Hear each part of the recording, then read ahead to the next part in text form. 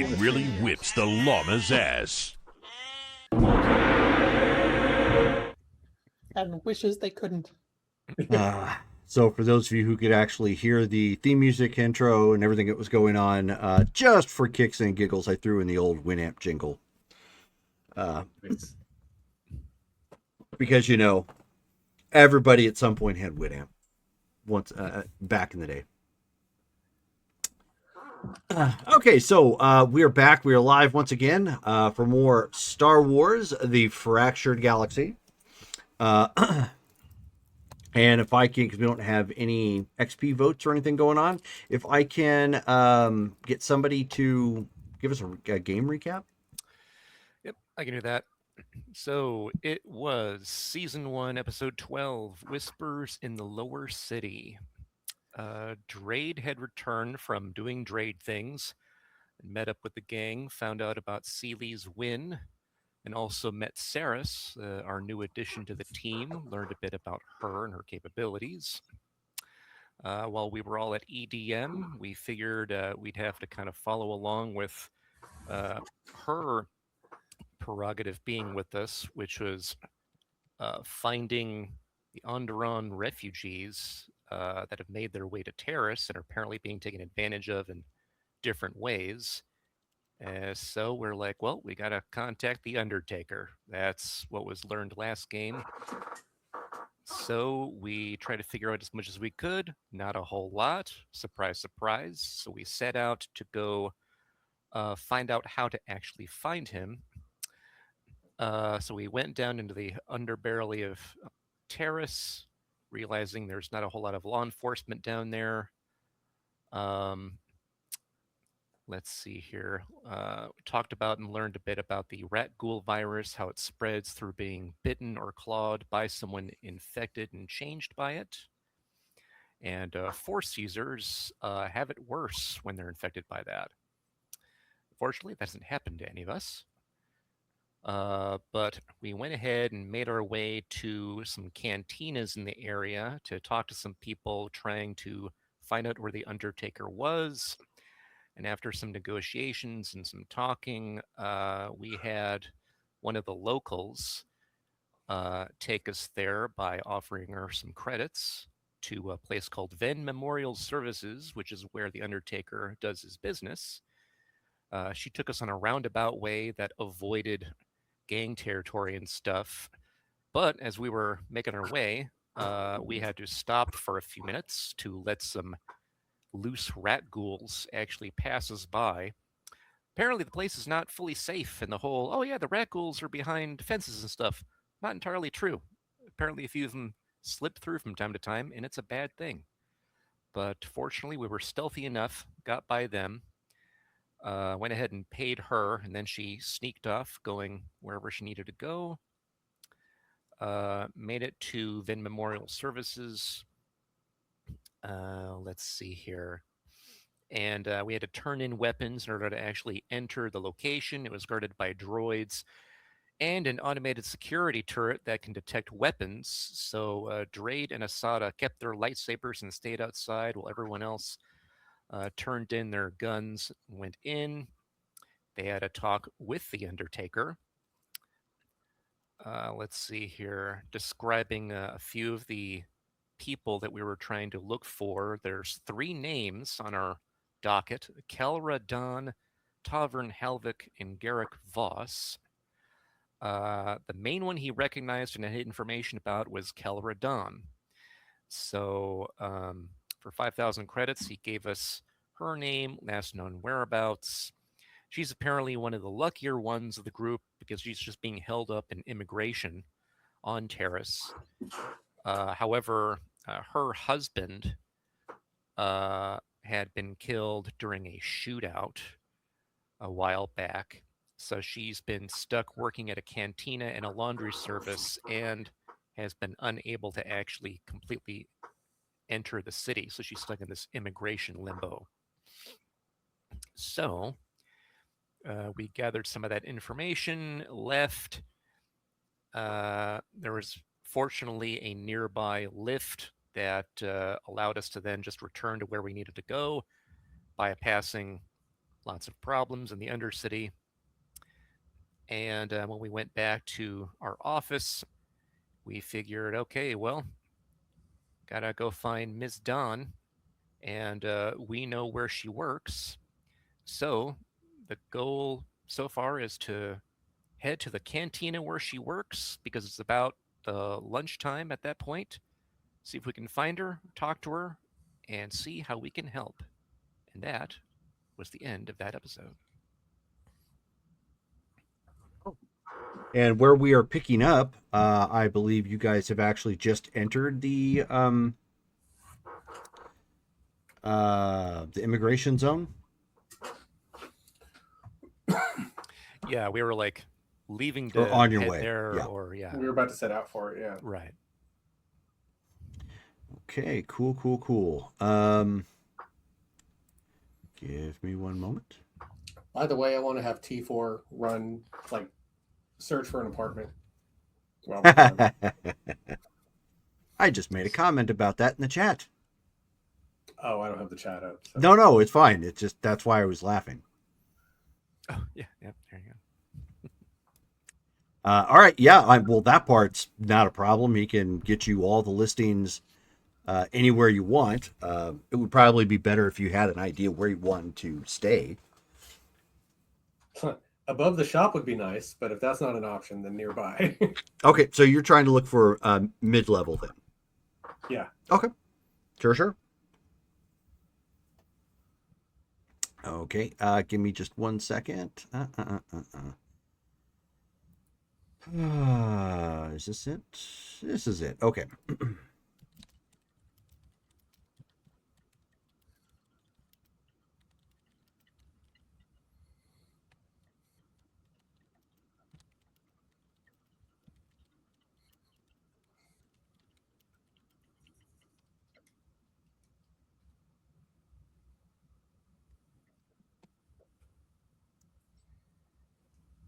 Okay, so you have. Actually, that one's perfect. So the one you find out, the name of there's obviously several cantinas in the immigration zone where they've just kind of semi-permanently dropped people in. The one that you guys find that you can tie directly to your target for tonight, Kelra Dawn. She's at a cantina called the Open Dock. It's very popular with freight workers, refugees, and transport crews, which from the details that you've got was actually right up her alley. So very, very blue collarish.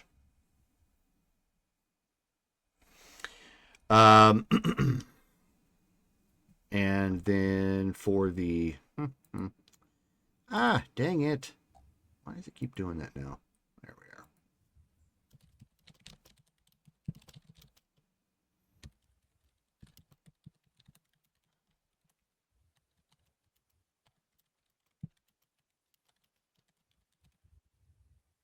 Boom.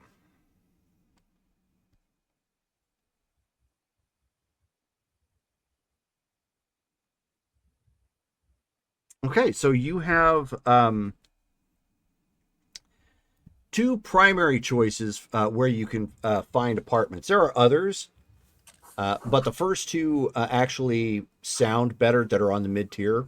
The first one is the Vaden Heights. It is marketed as upper city living at mid-city prices. Sounds like places I've lived in real life. Yeah, same. And then the Brindle Court Stacks.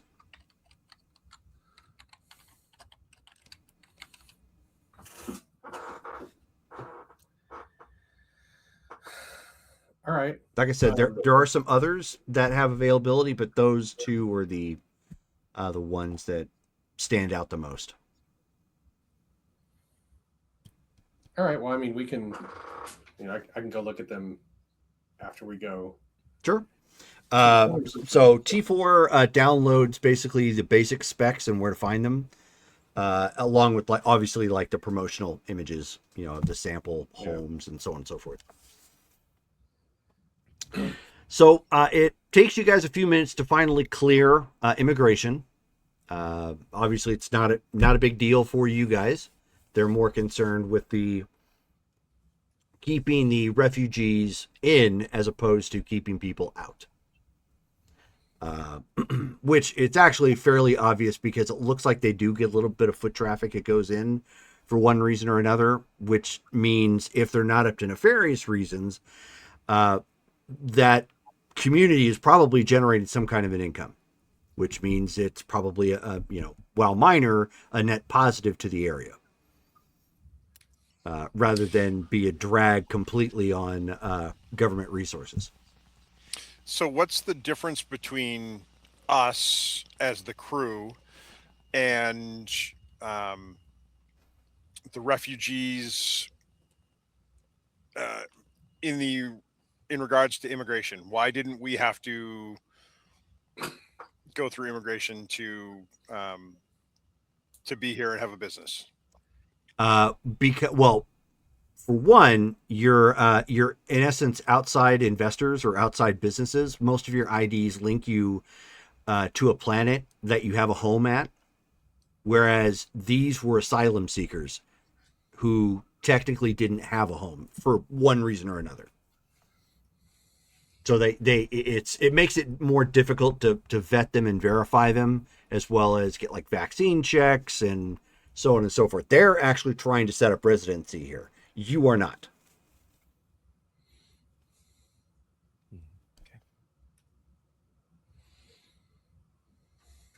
Okay, so that'll be difficult to turn to our advantage, but we'll figure it out.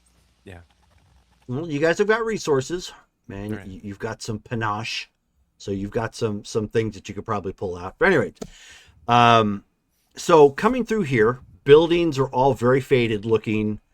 Not rickety, but very faded looking. It looks like what they did is they probably took one of the really old sections that were still semi-usable from the bombing like almost 4,000 years ago, and said probably 50 or 60 years ago, let's put a fresh coat of paint on it.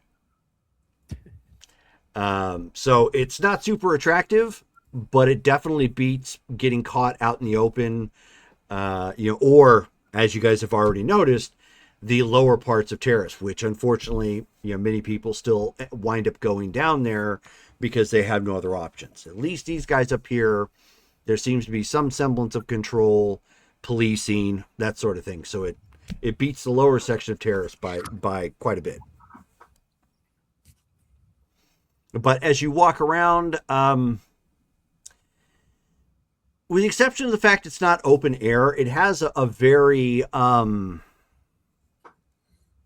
I cannot remember the name of the planet that Andor the series started off at, where they had the miners and bricklayers and whatnot. I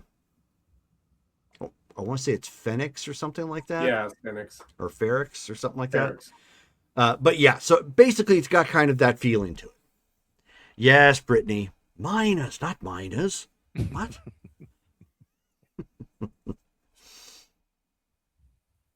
But yeah, so it has kind of that feel to it. Occasionally you'll see like a tarp or some linen kind of thrown up over a doorway, or perhaps some what would qualify for like back alleys or behind buildings.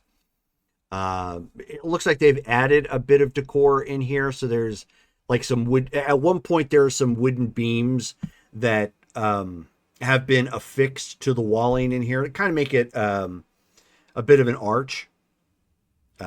It stands out because everything, of course, is metal in here. But it looks nice. They're trying to at least decorate it a little bit. Have a little bit of civic pride. There's some, carving or engraving on it, and in basic Arabic it reads, like shopping district or whatnot. And then you occasionally see some beat up pieces of metal that have been rounded off enough so there's no like sharp edges or whatnot that are being used to guide people around to like, you know, where homes might be or give address listings and that sort of thing. So they're trying to be organized.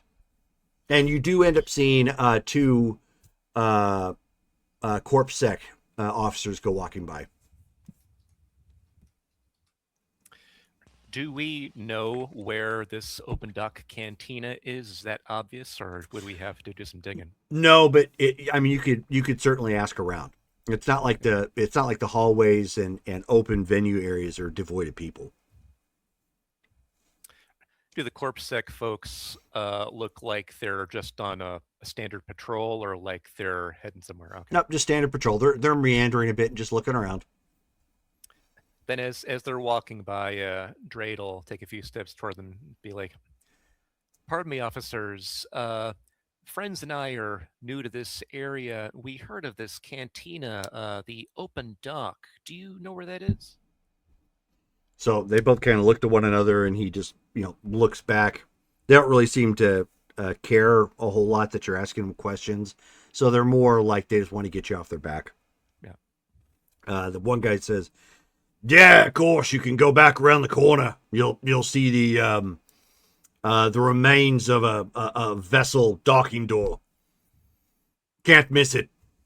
Got it. Thank you very much. So they just kind of tip their hat and stay out of trouble. They go, you know, walking off. All right. So then we follow their instructions to find the docking door. So as you come into it's a part of the shopping district, which is actually kind of big for what it is. The immigration kind of detention, you know, we also quarantine sort of thing. It's big-ish. It probably houses somewhere in the range of 3,000 to 5,000 people at any given time. So obviously there's a, you know, a life going on, and they have lights that are kind of hung up around, almost in like, although while they're not different colors, they're either white or like amber. It's kind of like Christmas lights that kind of come around, with the exception of one big one that kind of sits right in the middle and kind of shines down. There's an area in the middle. It looks like it's got 4 metal slabs that kind of curve in a semicircle on each side, used for, you know, obviously anybody wanting to just sit down and chat or whatever. They're not fancy by any means, but they're something. And then, of course, there's some small little shops that kind of come up around here. So it has a very bizarre sort of look to it. But again, they're doing what they can to decorate it and make it look more civil and more homely in that sense. And so over every door, there's some sort of maybe like a tarp or maybe like a canopy that kind of comes out to make it stand out a little bit, give it a little bit of flavor instead of the very charming look of plate metal. And of course, there's a couple hallways that branch off from that, and clearly a section that's marked for restrooms. And then there's restroom times 2 for larger than man-sized creatures. People that have problems getting around through, you know, smaller corridors like Ithorians. Visual Gleef. Oh no, got to hear that 50,000 times in a row. Yeah, I know, yeah. Great they went that far, but man, they hit the replay button on that a whole lot. Okay, so... But yeah, you do end up finding it. Basically, it looks like what somebody has done when you spot the tavern. It's very much like what they say. It's a what appears to have been like a capital ship door of some kind. And it's powered up by, you know, off of the central grid here. And as people approach it, Okay. which is actually kind of smart when you think about it, because a capital ship door is going to be a lot heftier than most of the regular doors around here. It's going to take a lot more to get through it. So if they have to go on lockdown, anybody inside is probably going to be a bit safer. Nice. Before we enter, cousin, And I certainly understand the concern and the requirement to check on your people, but ultimately, what is our goal in making these contacts, and what what do we want to accomplish doing this? I think just making sure that their needs are met, that they're doing okay here, that they're not um, being subjugated, that they're here of their own free will, essentially. Just a welfare check, and to see if they know about any other refugees from Onderon, and maybe what their situations are. And what is your definition of doing okay? As I said, that they can take care of themselves and are not subjugated. It would be nice if we find that they're in poverty yet still taking care of themselves, that we could lift them out of that a bit, give them a better start here, especially with Ms. Dawn, what she's gone through. She lost her husband in a crossfire. That's pretty terrible. Be nice if So we we're could going to help take her out. responsibility for them. Well, perhaps if we find enough Andoranians, perhaps we can help them facilitate some sort of a community so that they have resources amongst themselves to, take care of each other.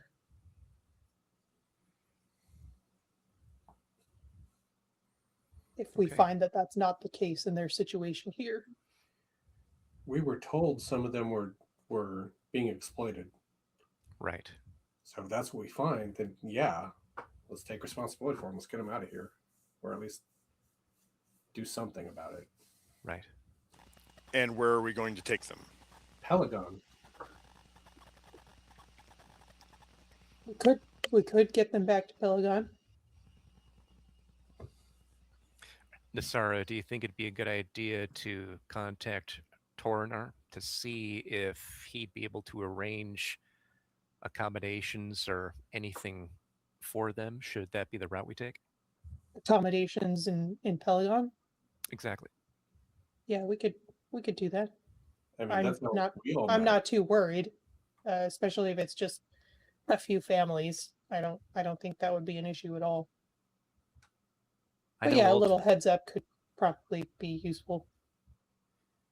I know Well, we- ultimately you had responsibility for these people, so I think Jairus has a good idea deferring to you, really, when it comes to ultimately what happens with them. Would you be willing to take point in that, determining what we can do for them? We can find them, and if they're in danger immediately, we can at least get them out for the time being. But yeah, something that's more long term would obviously be the best solution. Yeah, sure. All right. And Saris, does that align with your prerogatives and directives that you're given when you joined us?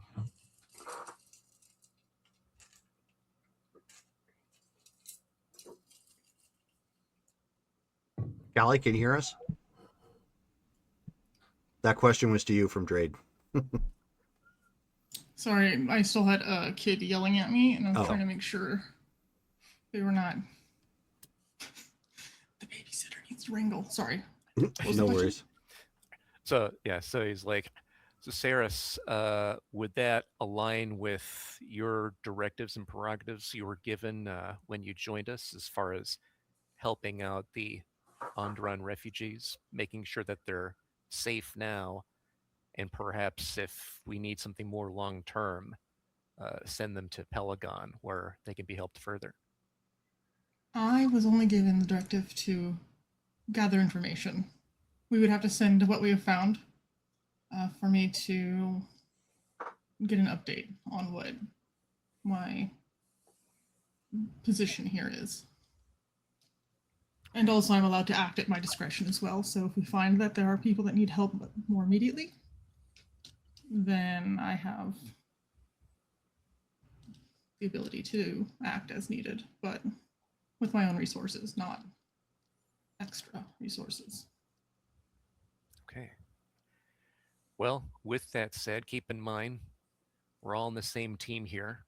So if you need help with accomplishing what you need for your directives, of course, let us know. But it sounds like we're all on the same page here. Yes, I'm more than willing to help. I've been compiling the list of names and the status of the Ragul infection, the refugees that are on the lower levels, and as we gather more information, I'll be compiling those into reports to send. All right. Sounds like we're ready. Well, we know she works here.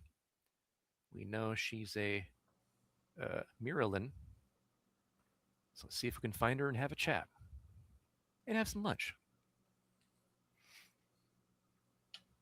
So we approach the doors and head on in. Just see who recognizes Nasara. All of them turn and look. They'll kneel. Oh my god. Well, that was easy. So as you... Oh, thank you for the follow! So as you walk in through the door, of course, shuts again, behind you. It is a very blue-collar looking kind of cantina at this point. The walls are adorned with semi-working ship parts.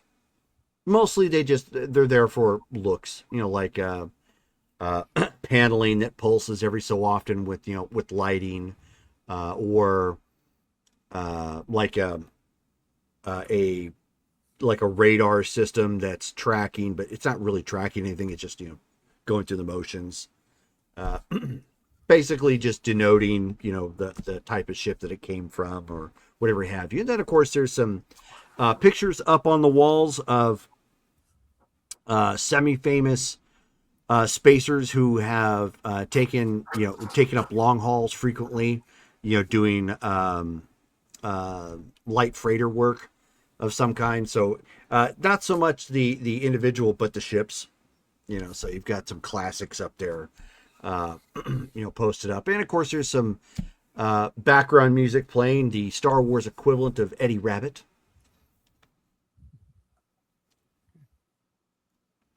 Some nice Rodian singing how he loves the rainy nights.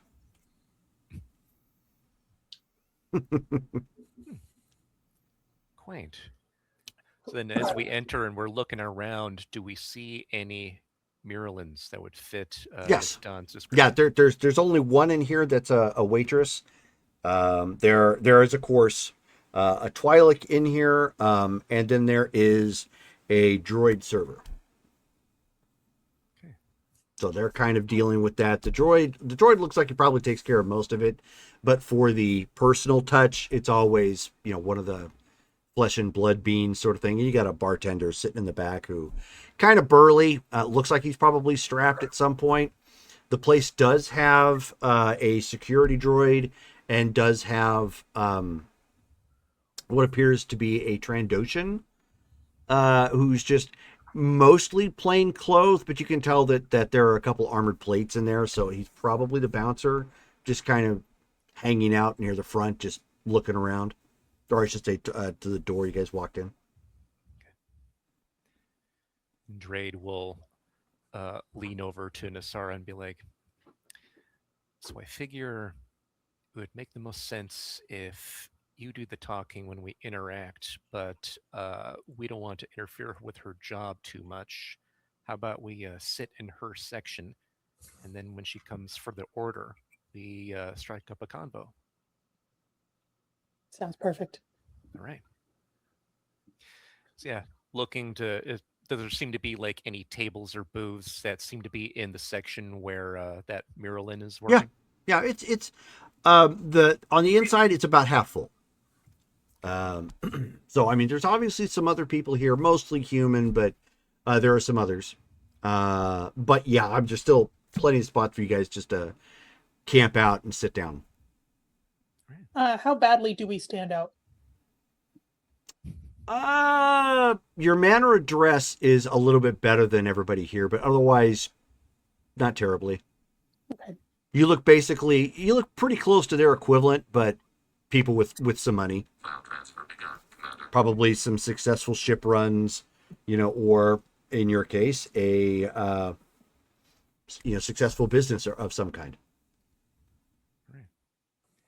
Yeah. So we make our way to a booth that can sit us all in her spot and wait for her to come to us. Okay. So the server droid approaches first and says, "Good evening, sentience. How can I assist you?" First, might be a strange question, but that Maryland waitress, would that be Miss Kelradon? So he pauses and he looks and he says, "Yes. Do you happen to have business with Miss Dawn?"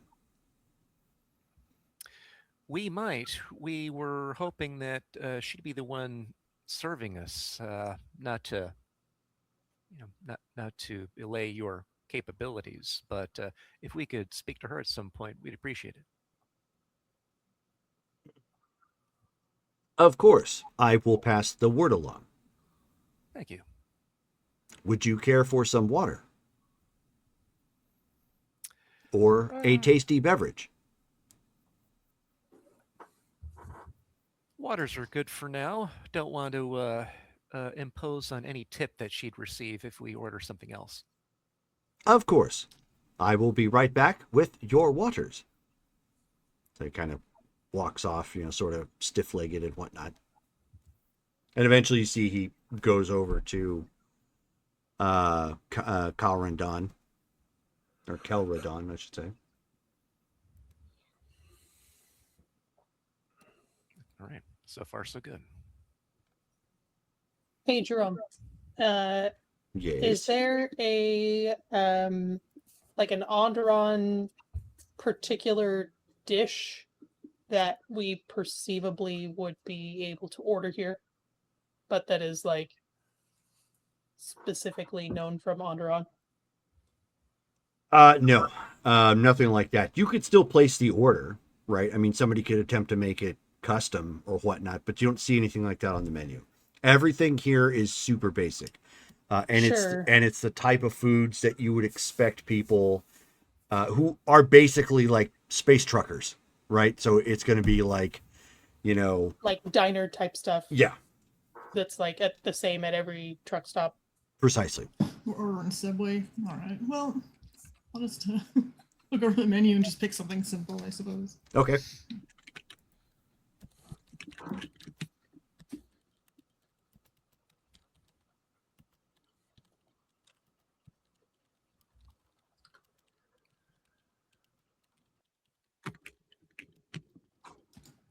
Does this place seem like, not want to say well off, but like frequented? Like how some places like be like, oh yeah, like some people come through, but it's not really doing well. Like, does it seem to be having consistent business? Well, I mean, the place is half full. And given the decor, it probably is busy enough. Okay. Many people here who are attempting to get to gain citizenship on Terrace do jobs like this. Okay. So it's kind of tailored, even though they may go someplace else. It's kind of tailored to people who like for example, how you see, or the stereotype anyways, how you see a lot of foreigners in New York City driving cab, right? It would make sense for people who drove cab, who didn't really know anybody else in the country, might have like a watering hole or a restaurant or something that catered to their hours and they were familiar with it. So kind of like that. Okay. So you place just a random order at that point. Anybody else making any sort of order? If we're gonna sit and people watch for a bit, I'll just order some roast nerf, standard fare. Okay. Yeah, maybe light drinks, appetizers. Sure. There we go. Yeah, appetizer for the table. Okay, so something finger foody. Yeah.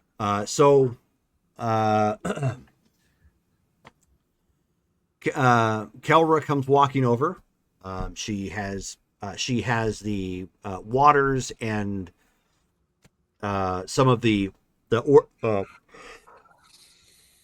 good grief, some of the appetizers you guys have asked for, just for the trays.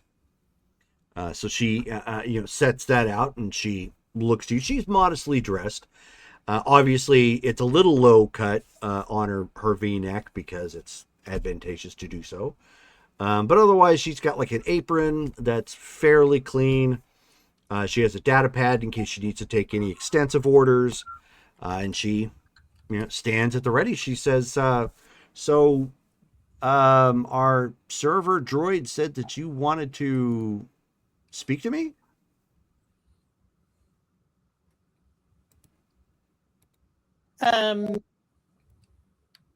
So before speaking, does it, like, I assume that she looks at us. Does she make any kind of indication that she recognizes Nasara? Not in that immediate moment. No.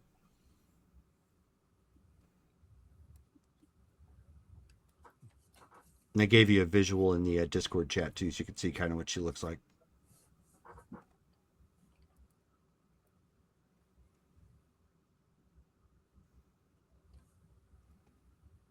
System is being very slow today.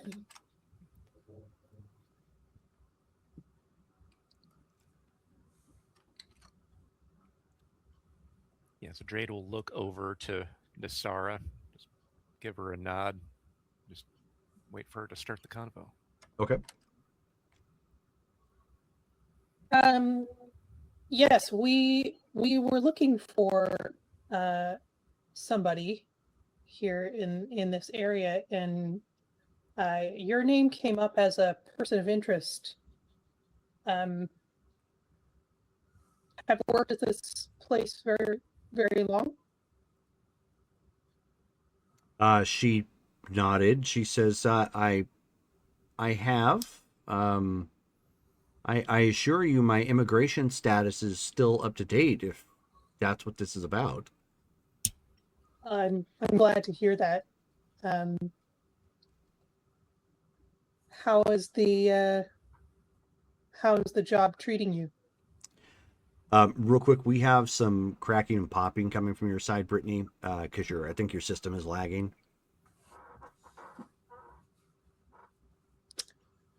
Well, so I don't know if you have to close anything down on your end or what exactly is going on, but just want to let you know. I don't think I can do any of that right now. We'll just have to make do. How do you like this kind of work? So she's kind of looking back and forth to everybody at this point, and she's getting a little spooked. She says it helps pay the bills. I'm sorry, I don't understand the questions. What I'm just a part-time waitress.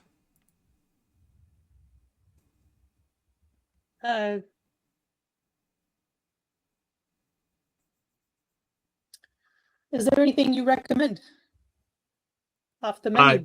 She says, well, the roasted nerf is pretty good.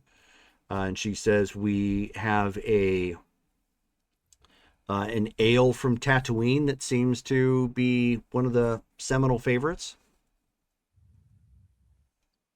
Do you have anything like there's a drink they brewed on a place that I used to live. It's called Bacata. Have you heard of that? Is there anything similar here? She says, she kind of, thinks for a second. She says, we occasionally have that come through. I'm familiar with the drink. Does she have any like spark of recognition of anything? I'll tell you what, why don't you roll? Let me get a sheet pulled up here. Badoom. All right.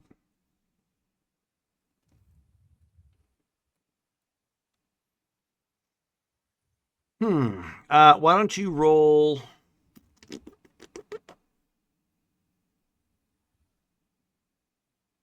You've got I forget, what is it called? The one you have the bonus to? Persuasion? I'm sorry, what? Just persuasion. Yeah, roll for persuasion. Okay.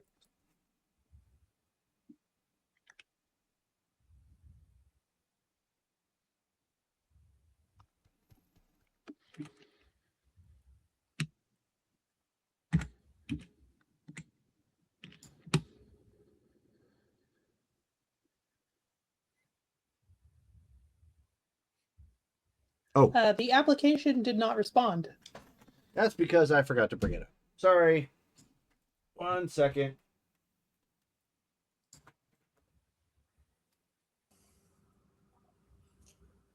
Need a pre-flight checklist.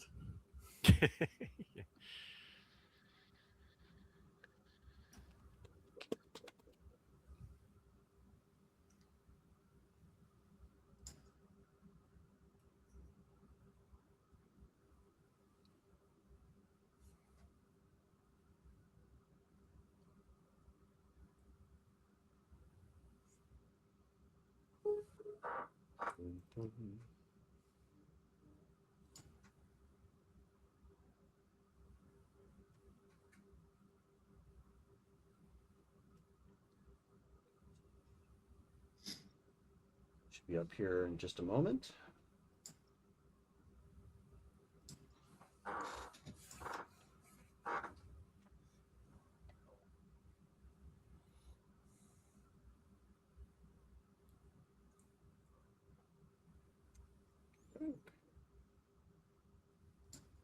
So see, as soon as you see them pull up, you can roll away. Uh-huh. There it is.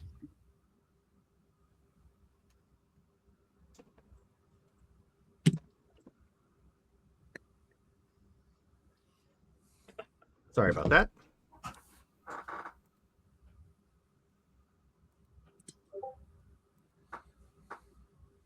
$18. Nice. Okay. So as you're kind of poking around it, as casually as I guess you can, or as unobtrusively, you ask about the drink, then she pauses for a second, and she says, "I never thought someone from the homeworld would end up here." Neither she's did not I. Oh, sorry. I was like, she's not just someone. She's your queen to be. Polaris will just kind of like look over and go, "You're not in trouble. We're actually here to help.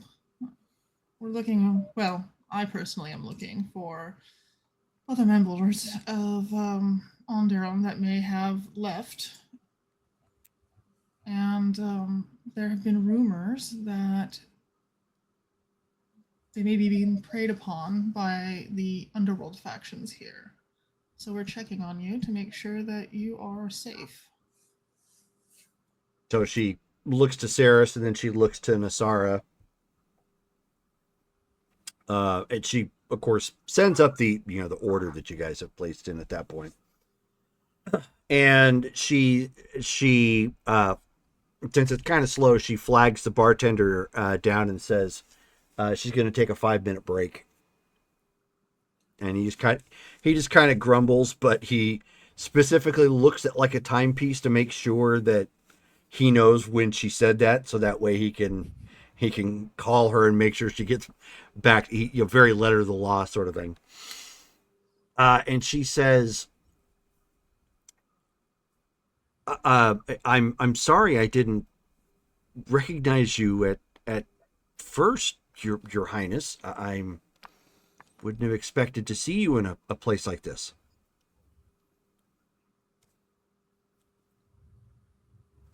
We're all just people here. But what my associate said is true. We heard tell that there are other refugees around, and we'd like to check in on all of you and make sure you're okay. So, I mean, she she shrugs and she says, I'm not sure what okay is supposed to mean.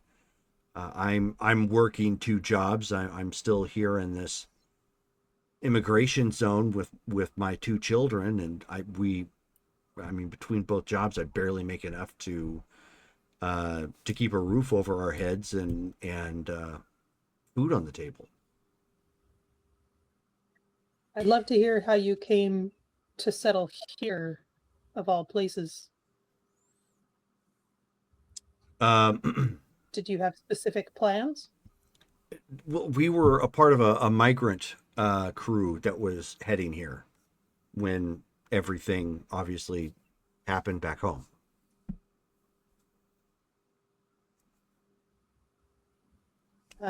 Were there many of you? I think that there may have been 20 or so on the ship from Onderon that purchased passage. I don't know what happened to all of them, but most of us originally took up work in the labor sector. But given the fact that we're not citizens, we're not given a good wage.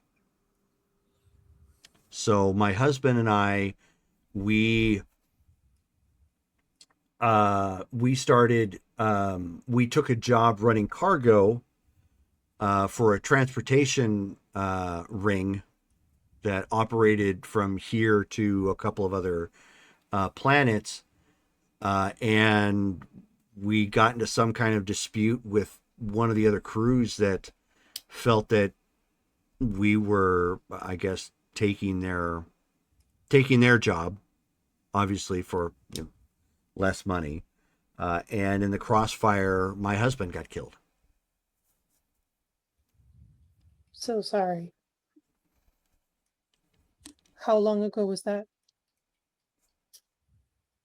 She says that was about 3 years ago.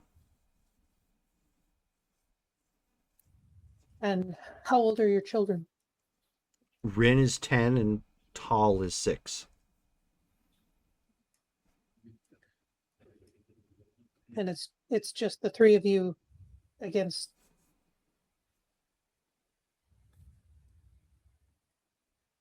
You cut out there, Brittany. I didn't hear anything else.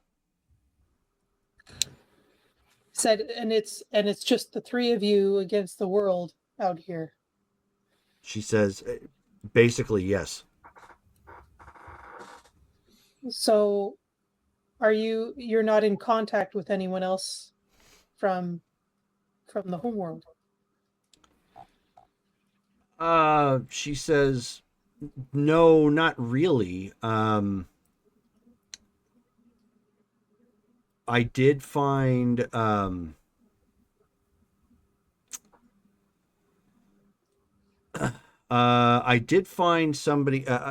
from the home world. I think they may have come over a couple months before we did.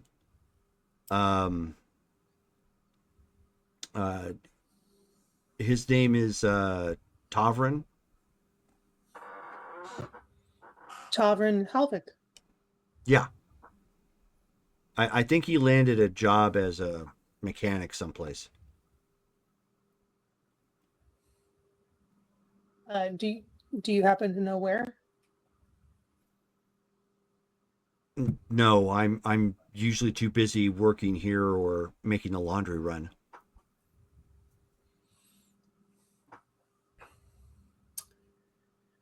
Jerry, I'd like to see if I can get some hacking done on my data pad. Okay. I want to try to find the ship she arrived on and see if I can find the passenger list.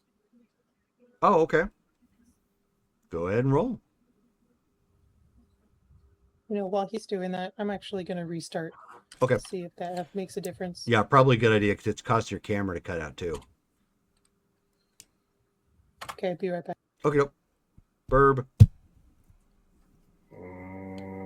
Let's use Abby's reroll. Yeah,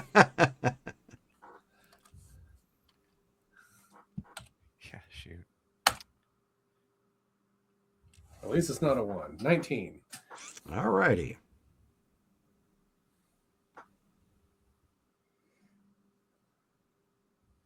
Thank you, Abby, if you're watching.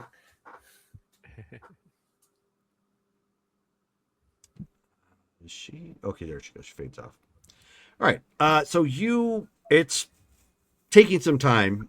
You've managed to hack in, but it's going to take a bit to pull that information back because it's old. So I'll let you know when it pops up. Okay. I should text T4, have him do it. He's got all day. All the free time. I mean, he's really fast at it. So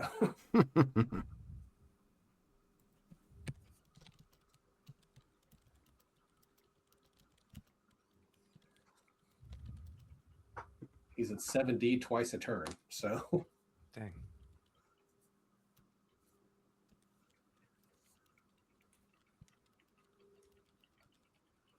my little criminal robot. So is anybody, while we're waiting for Brittany, is anybody doing anything else? Asking any other questions? Well, I was going to wait till Brittany got back, but Jaros would ask, since we've indicated that we're looking to see that you're doing okay, what would you consider doing okay to be? I mean, she shrugs. She says, I being okay, I would imagine, is, finally having citizenship. There's almost a 50% increase in pay. They kind of get away. They get away with, the underpaying the immigrants that are stuck here. So it's cheap labor. It's almost beneficial to keep us in this kind of status. What is it that's preventing your full immigration from going through? Do you know? She shrugs. She's like, I have no idea. I mean, it's been going on almost 3 years now. I see. So they haven't told you specifically what's keeping that from happening then? No, they just say, and she puts her hands up in air quotes, it's a process. Right. Okay. I want to see if there is some sort of registry for me as a business owner to hire refugees.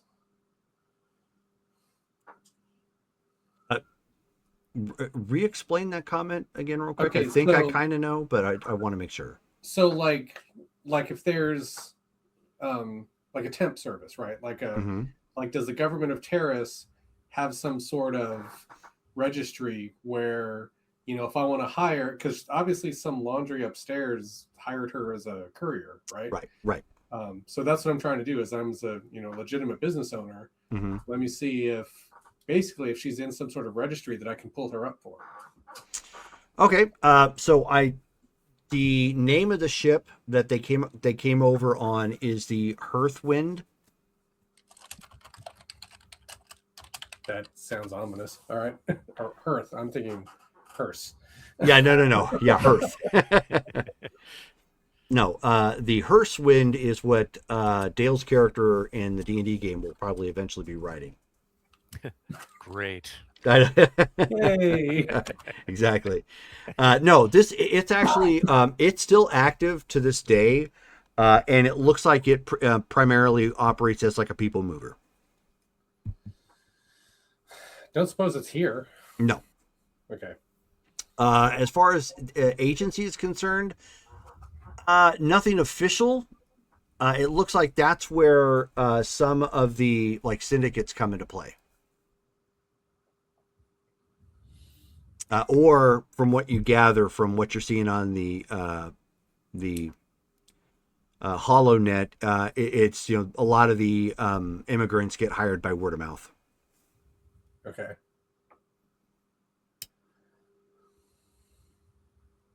Which is yet another reason why they would get really low pay.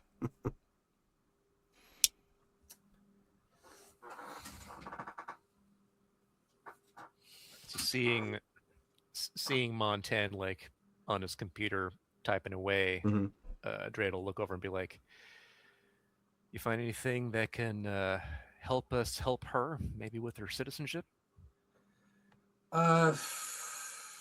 Not yet, but I think I'm trying to use our position as a business owner here to make more official requests rather than hacking their back end. But if I can put in an official request about her immigration status to the immigration office, in the interest of employment, and see what they send back. What if they'd give you the same song and dance they've been giving her, that it's a process? Well, then we have other means, don't we? We do indeed. I have T4 go ask. But ultimately, you'd want to settle here officially. She said, I mean, she nods. She says that was the intention. There is a lot of work to go around. It just, we're stuck in this limbo.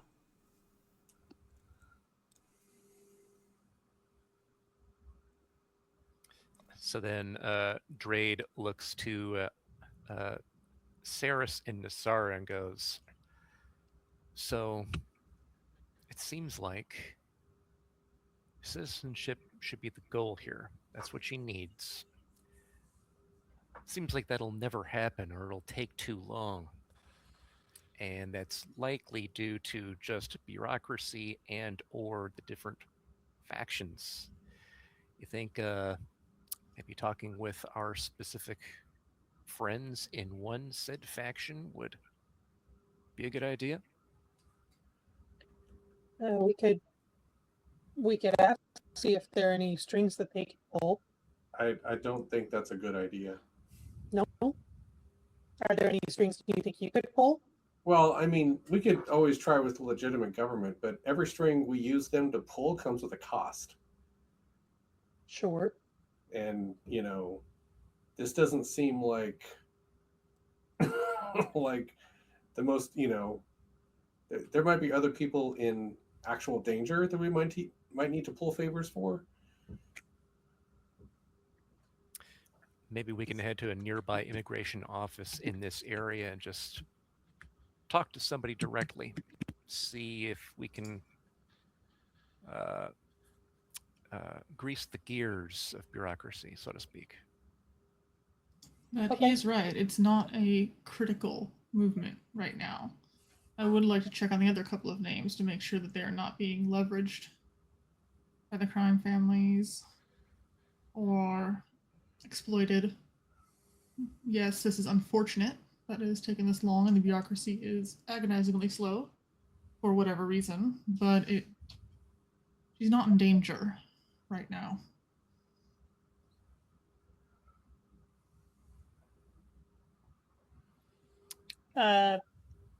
Is she still standing with us right here?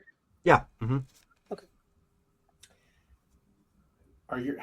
Are your kids being educated in any way? Is there any sort of school here? She says there is schooling, but I'm having to deal with that when I get off of work.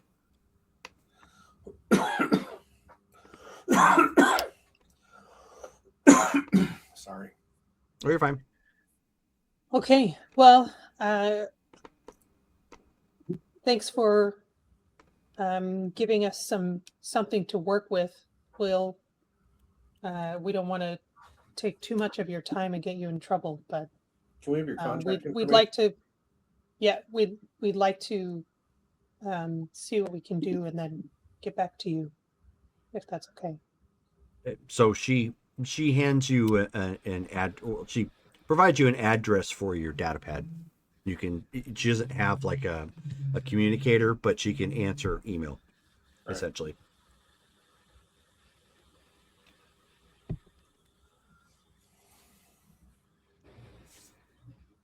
And at that point, she goes back and gets back on the clock and gets you whatever drinks that you might have needed or any additional food.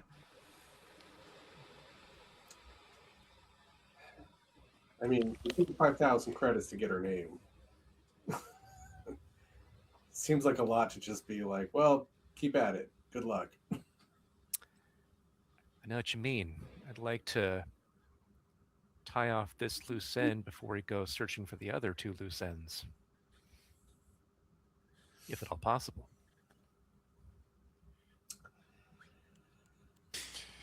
If you really wish to affect the positive movement of these people, cousin, your best bet is to establish an embassy here outside of the immigration area. An embassy from Onderon? Pelagon. Officially, it would have to be from Onderon. Well, she can't. She's not the government of Onderon anymore. No, it's we've officially cut ties with any inheritance there. So any goodwill that I have with the people is just nostalgic. Then that's likely the issue. In order for somebody to immigrate here, technically their homeworld would have to allow it. Their homeworld is probably not allowing it. Well, their homeworld is empire controlled at this point. It still has a government. Well, yeah, but what I mean is if we set up some sort of embassy in exile, that's going to draw their attention. Right. I'm just saying, in order to affect the immigration of the Onderonian people, they would have to have governmental backing to do that. Jerome, can I roll for, let's say, bureaucracy? That would And be an see appropriate use of bureaucracy. See if there are any avenues that we could pursue. Sure. Can we all roll, or If you have it, go right on Sure. ahead.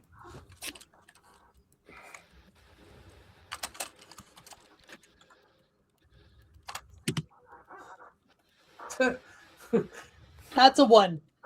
Matt? Oh, take it that's up on there. Montan. No, that's my. Oh, I got a 6. Okay, I got 22. Woo!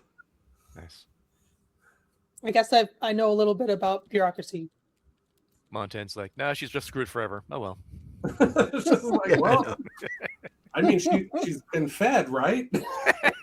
Sucks to suck. I mean, sorry, no. I have a job to do. I'm busy. I got droids to worry about. They don't need immigration. We can get to it.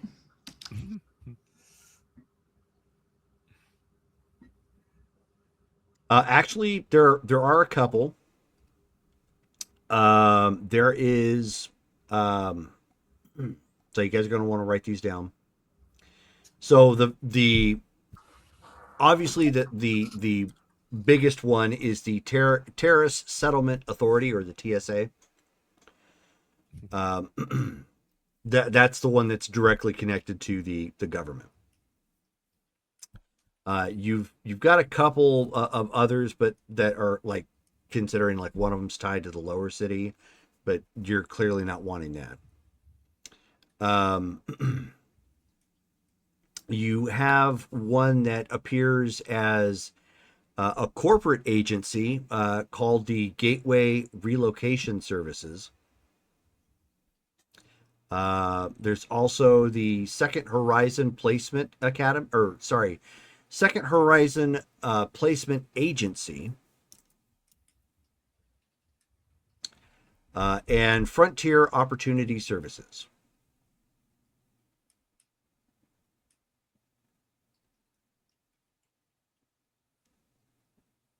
And these are organizations to inquire into? Correct. The last two look like job services.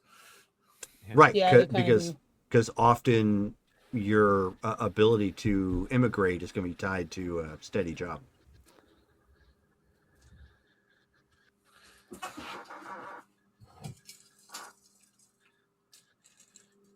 Okay, well, can we put T4 on researching these, or is this something that we should do some footwork? They all have sites on the HoloNet, so you don't even have to research it. Yeah, we can look this up. We use T4 for, Hacking? more direct action.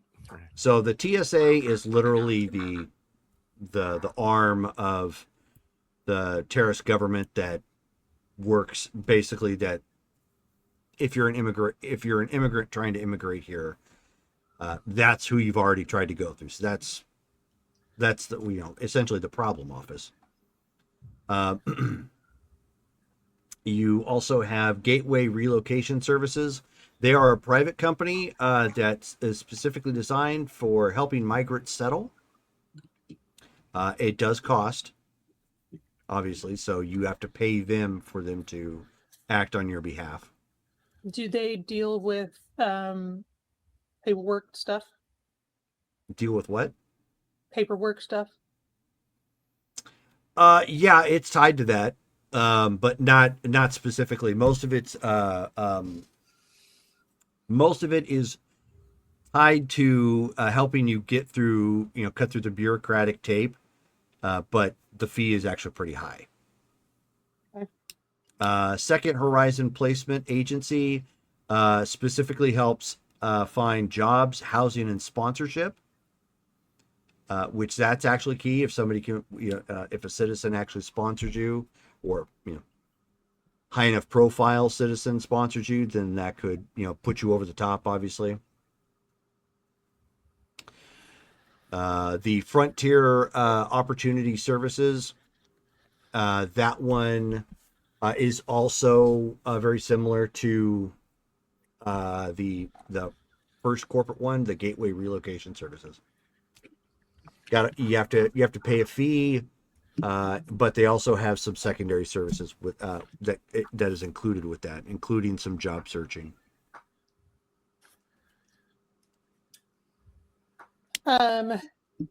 When we were talking with her earlier, did we get she said something about what job skills she had, right?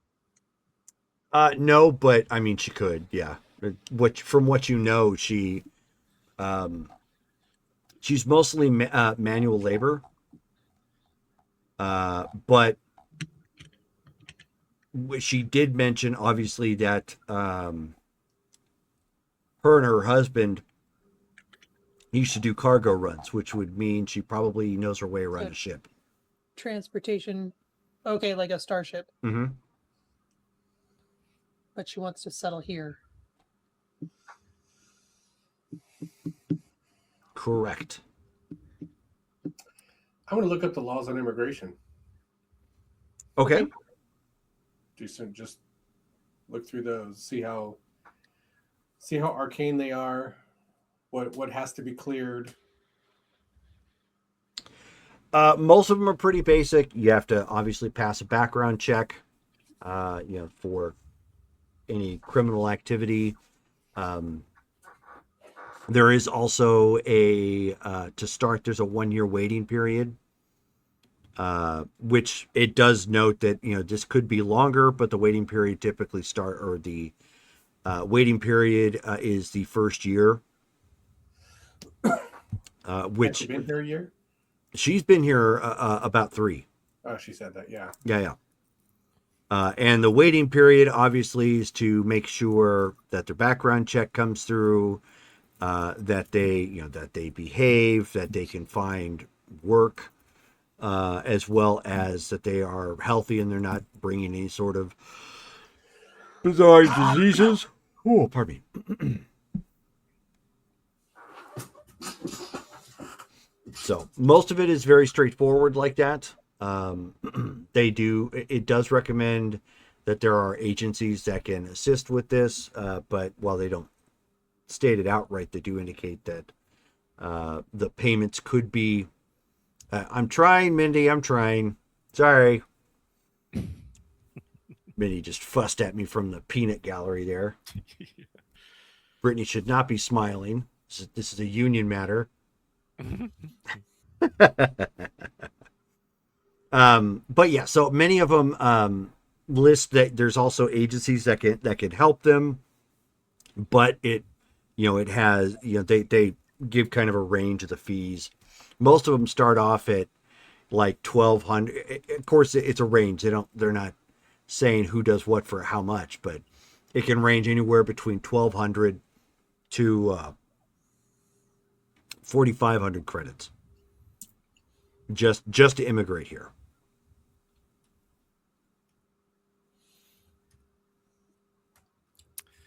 Well, presumably she would have paid that, knowing that when she came. If they had that kind of money, right? Mm-hmm. That's ultimately the problem. That's a lot of money for people who are fleeing troubled systems. So what is it that lands people in this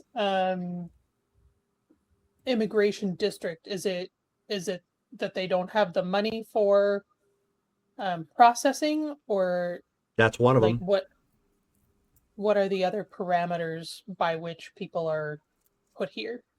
Well, to start, everybody here is attempting to become a citizen. And they have to wait at least a year and also put in their paperwork. If they've had any sort of run-ins with the law, if they aren't keeping a steady job, if they obviously if they don't, they aren't using some sort of agency to help speed things along. All these things could land them here. Good grief. Could land them here or make their stay longer. I think the crux of Brittany's question was leading to, are there other immigration center areas, or is this the only one? Everybody ends up in this one area? No, there are other ones because it's a big planet. But ultimately it's all the same thing. It's not like they're run individually. Well, we could talk to the TSA first, see if we can get information on what exactly it is that's holding up her immigration status specifically. Clearly, everyone here is trying to do the same thing. That's the whole point of this district. So, request her records kind of a thing? Right. And see if there's something legitimate that's keeping her here or something that's forcing her to stay here. If it's legitimate, maybe we can do something to speed that along, whether that's using one of these agencies or something we can just do for her right away. But first, we need that information. Not legitimate. And if it's not legitimate, then that gives us other avenues to work. Right. But again, ultimately, Nasara, these people are your people. So I think we need to leave it up to you to see if we pursue this, or like Saris was mentioning, pursue the other two on our list. What do you think? I mean, Well, the two aren't can't- mutually exclusive. True. And now we have another potentially 18. Wait, another 18? Oh, because of the 20 group or that so she came people with. on her ship. One of them's her dead husband. I suppose two of them might be her children, but Did she say what happened to the rest of them? no, they just that's dispersed? what I'm Yes. trying to research. She doesn't Okay. know. They got here and they may have gone to other places. They Okay. may have moved on. She just doesn't know. I'm trying to pull up the manifest of that particular trip so Gotcha. that I can find the other Ondarans that were on the ship with her, and then we can run searches on each of them. Okay. Well, I mean, we're already this close to the capital. We might as well ask while we're here. Does the TSA have an office here? Yeah. That's what I figured. So Oh yeah. So let's finish our lunch, leave a hefty tip, and go pound some pavement. Okay. I'll be right back. Go ahead and keep talking.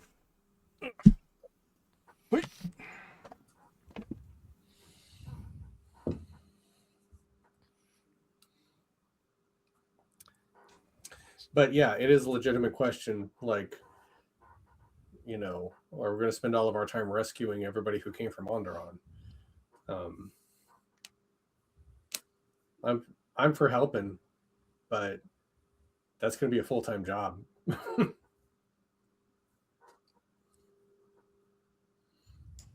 We Well, need to we'll get we need to get the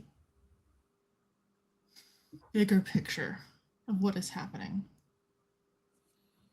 If it is unfortunate circumstances, it is not as critical as being enslaved or other such duplicitous, the woman who owed money that rode the bikes. Sealy. Really?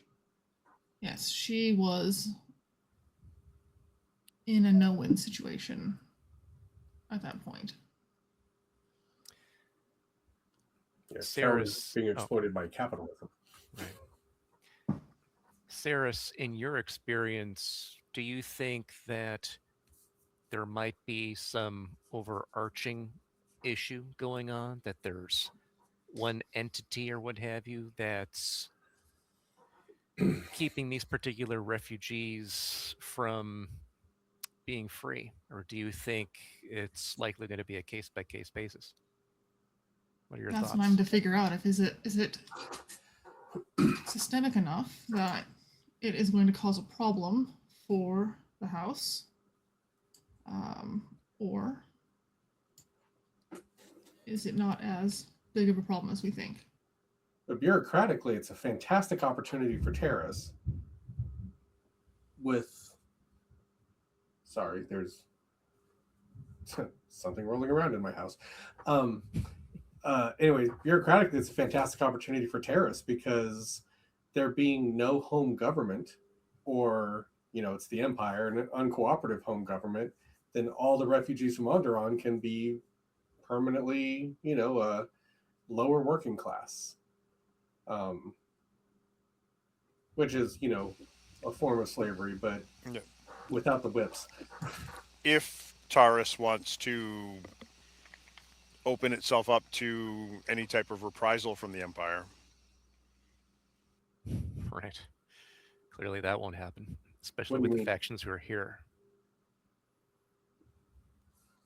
If they want to open up to the Empire, what? by taking in citizens of another planet, they're basically, I mean, the Empire could consider it defecting. Oh, yeah. If they want to make a blanket policy, I get it.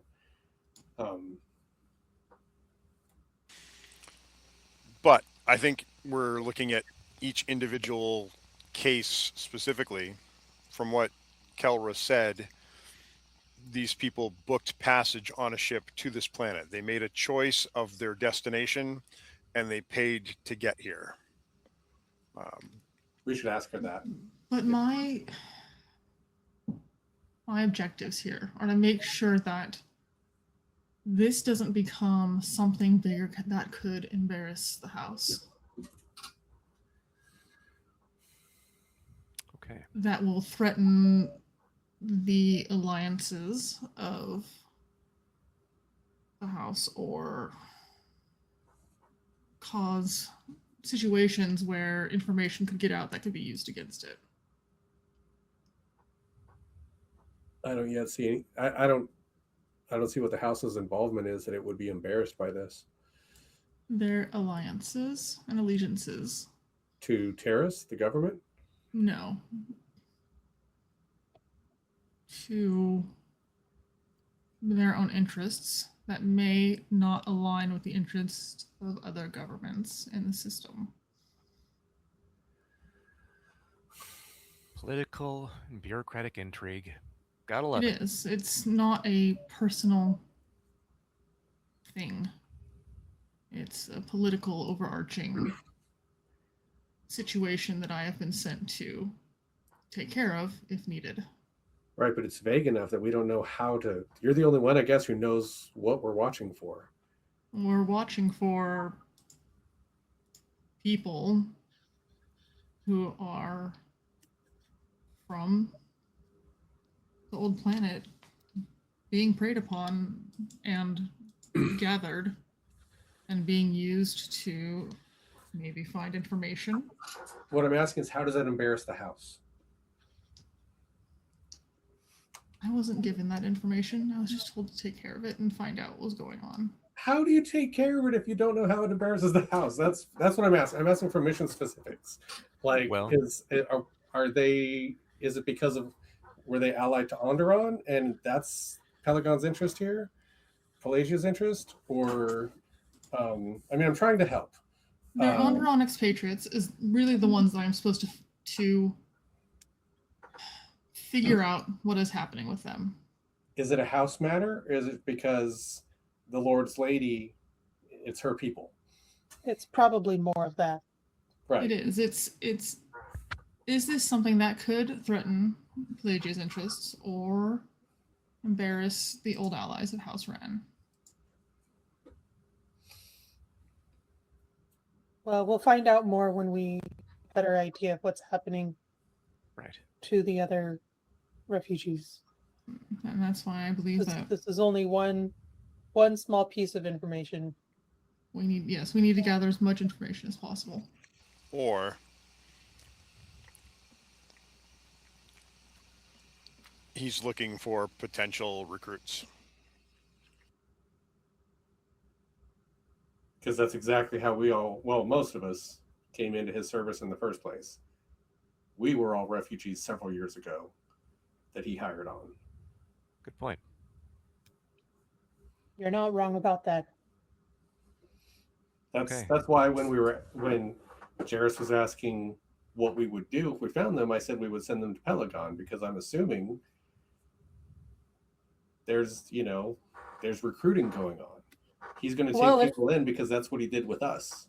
If any of them have particular skills or could be trained into particular skills, that's certainly That's a literally everybody. possibility. That's Yeah. Everybody could be trained into new skills. All right. Okay, so Mike, since you were doing slicing, you're able to get the manifest. I'm not going to generate all the names, but you've got a list of the names that were there. Obviously, 4 of them were taken up with Kelrun's family, her 2 kids and her husband at that time. Just for background, future reference, whatever, I'm going to have a database, do a search on them, find, eventually if we can find commonalities, we'll come back to that. But, Sure. Okay. From there, you guys are going to the TSA, correct? Right. I think we should. Okay. All right. Well, you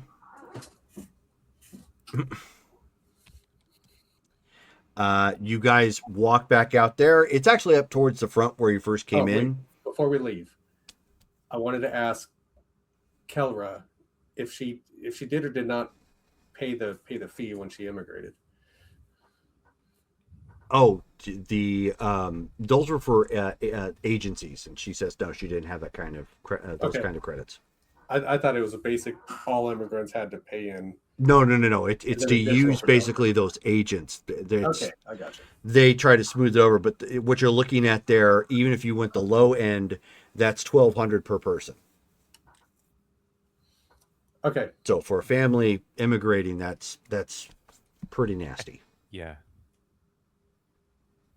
But so you approach the TSA office. It's kind of small, but it's very clean, very efficient looking. There is a security guy and a security droid hanging out front. When you first walk in, it's kind of a very clean, corporate-looking office with individuals wearing uniforms. It says like TSA on it and whatnot. And a female human looks to all of you as you walk in, and she says, "Can I help you, ladies and gentlemen?" You may. My friends and I here just spoke to an individual who has her immigration paperwork in your system, and it seems she's been on the waiting list for a few years now, and we were wondering if there's any way we could find out what's actually been holding up her particular case and preventing her from completing her immigration. Oh, I see. Well, we're not allowed to give that information out to anyone outside of officials within the government who have a business need to know, as well as the individual, for privacy concerns. What about businesses that are looking to hire? There are agencies that you can work with to attempt to hire people from that are in the immigration zones. From my understanding, it's often very lucrative, given the fact that they earn a lower wage. But there are obviously some political blowbacks that happen to some extent.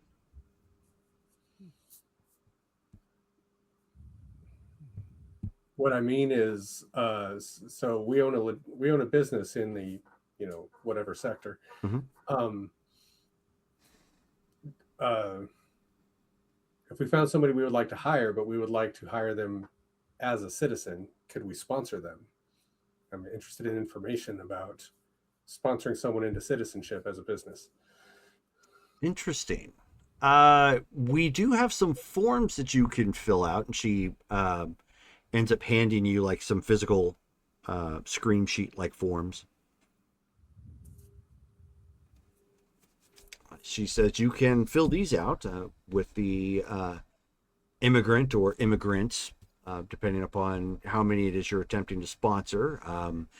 There are some legal terminologies that you'll have to go over on these forms and indicate very specifically how long the contract is due for, what the terms of your sponsorship look like. And then, of course, make sure you are abreast of the penalties your company will be assessed should something happen with said immigrant or immigrants.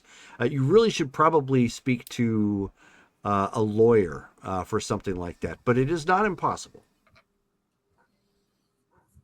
All right. Well, is all this information on your website? It is, yes. Mm-hmm. All right. Well, let me review it from there, and we'll be back. Okay, of course. She says our standard business hours are from 8 till 5. Then, of course, you can get most of this information, at least review it online, but the physical forms will need to be signed and presented. That's fine. I'll hand her data pads back. Okay.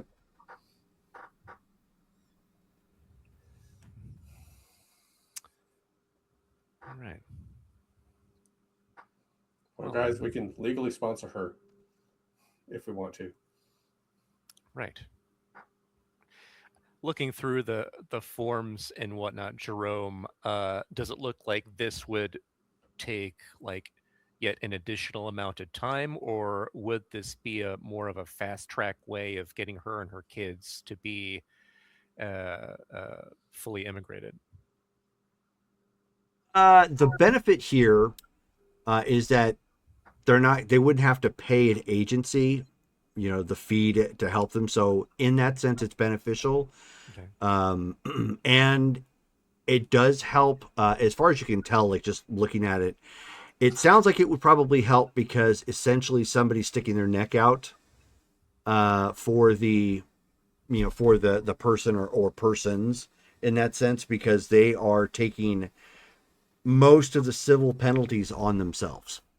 But it also notes specifically that if they are fired from this particular job, then they are actually unable to reapply for immigration purposes for 2 years.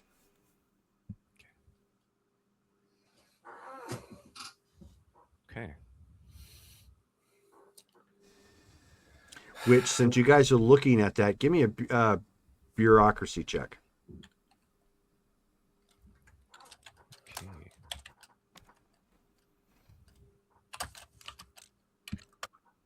Okay, don't have that, but I'll roll knowledge.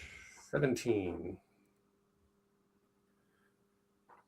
I have law enforcement, but it's the same dice total. So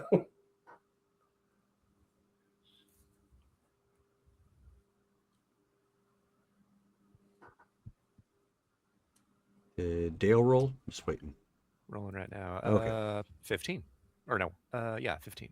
15. Okay. So for most part, you guys do pretty good.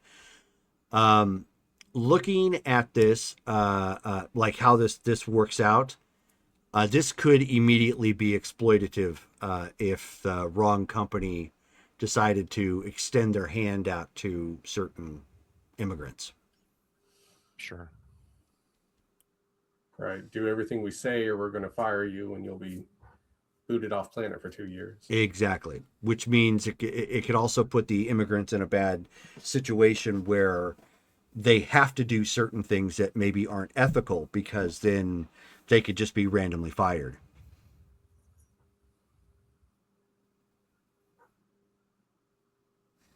Where are we right now? So we just went to TSA. We talked to an individual who gave us forms to fill out if we want to sponsor her for employment, which could be a rapid way of her and her kids being fully immigrated. Okay. We take on any civil penalties if she breaks laws. If we fire her, she's pretty much screwed for at least 2 years. Benefit is it's rapid, and we don't have to pay any type of fees. We would just be taking her on as an official employee. Okay. So sponsorship. Right. And then what is we're not still at the TSA, are we? Well, I figure we're outside, maybe. Yeah, it's probably Yeah, right like- outside. Oh, okay. Yeah. We didn't go anywhere else. Okay. No. So, I mean, this is, like you guys were saying earlier, this isn't urgent. We could slow burn this. We could do the process, if we want to, and hire her, which we're starting to have a history. I don't want to hire everybody we meet. Yeah, it doesn't seem wise to hire people for jobs that we don't have, with skills that can't do the kind of work that we have. But And it's something. we don't have any friendly businesses yet, or high level, upper tier citizens who we can talk to about hiring her in our place. Right. Our business is open enough that we could find something for her to do. Especially if we include a ship. She seems to have some cargo running experience. Yeah, but I mean, she's got 2 kids. I don't think she wants to spend all of her time, running between planets. That's days on end, even on the short She run. wouldn't necessarily have to do the running. She could be the in-office coordinator.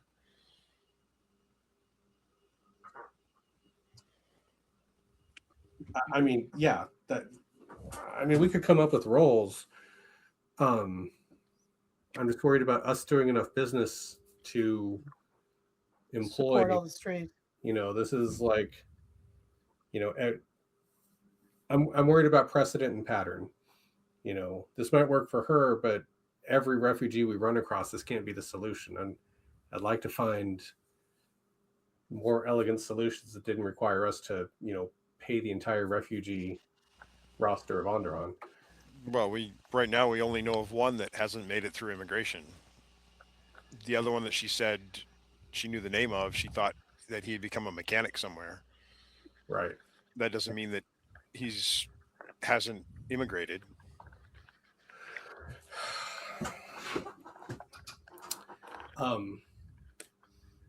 Jerry, I want to message T4. Okay.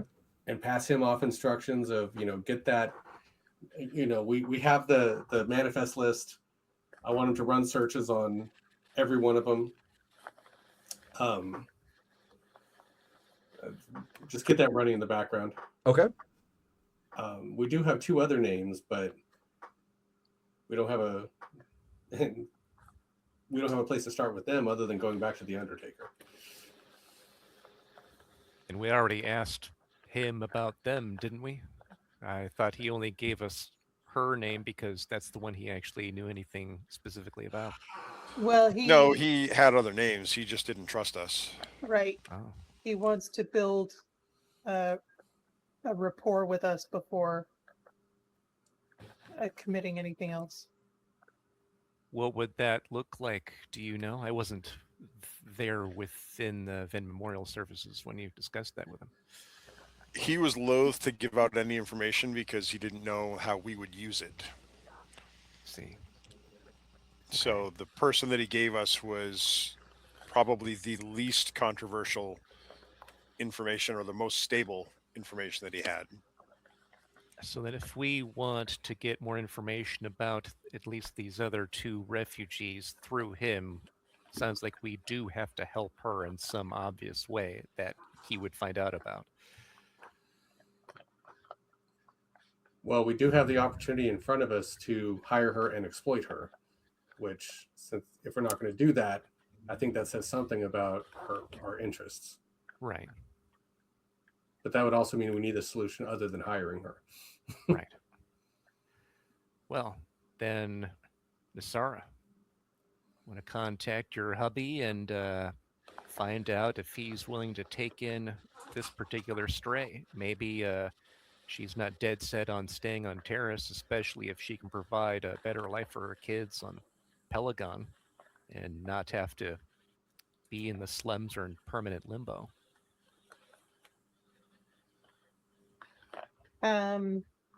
I don't think he would have a problem with that, but it didn't sound like that was something that she wanted. Are you just suggesting that because it's... I'm suggesting that because it's pretty clear from the rest of the team that we don't want to set the precedent of taking on everybody as new employees of EDM. It's not going to be the way to solve these problems. Right. We can't have an infinite workforce. Because we have more resources through House Pelagia than we do through EDM. Right. Right. We hired the last person we helped. Yeah. Right. But that as everybody looks to the house Drade. again. Hey, we made a net positive on that deal and got an awesome employee. You're all welcome. All right, there. Yeah. These activities, though, retie us to the house directly and very publicly and visibly again. Unless we can arrange for that to be not quite as public. How about this, Nasara? Contact him, see what he says. If he says no, then we got to look for some other method. If he says yes, then it's an option we can at least present to her if she's willing to leave Terrace. If she's dead set on staying here, then again, we've got to look for another solution. But at least this would get the ball rolling. Okay. Should we make a stop at the ship? It'd probably be easiest. Just use the communication relay there. Yeah, that would make sense. And keep it encoded. And I'm assuming that the spaceport is fairly close to us too. Yeah. Okay. So, I guess I will at least go there. I don't know if anybody else had plans for the moment. I would like to go to the Neon Lantern. Okay. Needs an after lunchtime drink. No. But it's a friendly business owner who might need a waitress. Right. Do we want to split up and reconvene back at EDM in a couple of hours? Sounds like a plan. Okay. Sarah, so it makes sense if you headed with Nasara, that we've got contact with Tornar as well to see if this aligns with objectives. And the rest of us can head to the other cantina. Okay, sounds good. That's fine. You can get that And pulled up. break. Okay, so those of you who are going to the cantina, it's obviously not too hard to find. You just got to get out of the immigration zone, and it's kind of walk back towards your shop, and then hang a left and go towards the other end of the platform from where you're at. I'm gonna. So where's Akmina when we go in? Like behind the bar or something, or? Oh yeah, that's where she usually is. Yeah. Okay.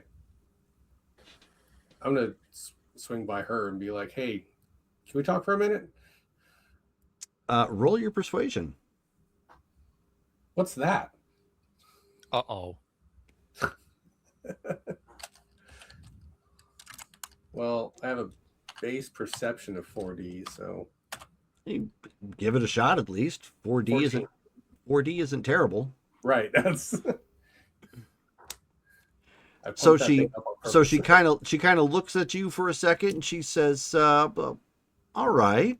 So she takes it down to the other end and flags down a droid to take over for her temporarily. She says, so what's on your mind? So we've got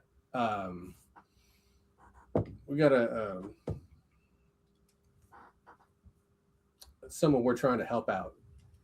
She's currently stuck in quarantine, immigration quarantine, and she works in a cantina, and she does.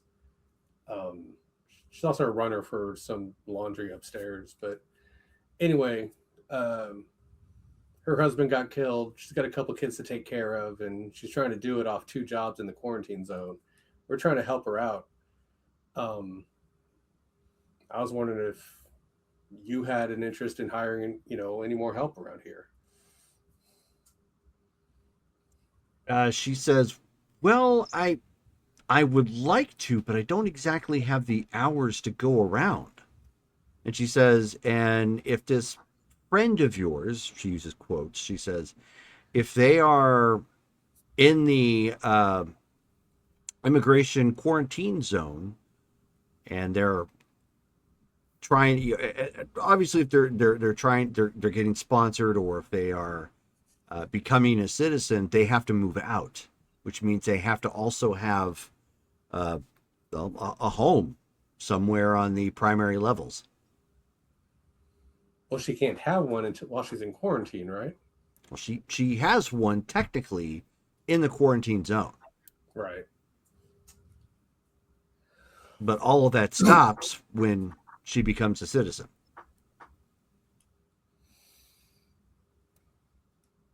So, and I'm asking this as another business owner, if you hire a refugee, do you have to also provide housing and all the rest of that?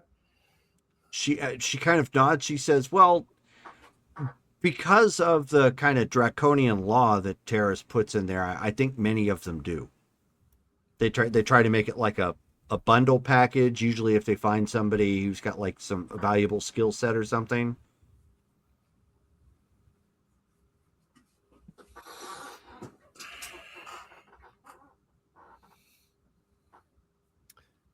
Well, we could see about at least starting with her rent for some place here, and then when she starts making money, she could then pay her way afterwards. But that's, of course, assuming that Kamina, you'd be willing, which it sounds like you're kind of strapped for available positions as it is. She says, unfortunately, I mean, that is correct. The best I could do is part-time. And I don't know if that would be what she needs. Right. But I'm certainly willing to help a good neighbor if you come up with a better plan.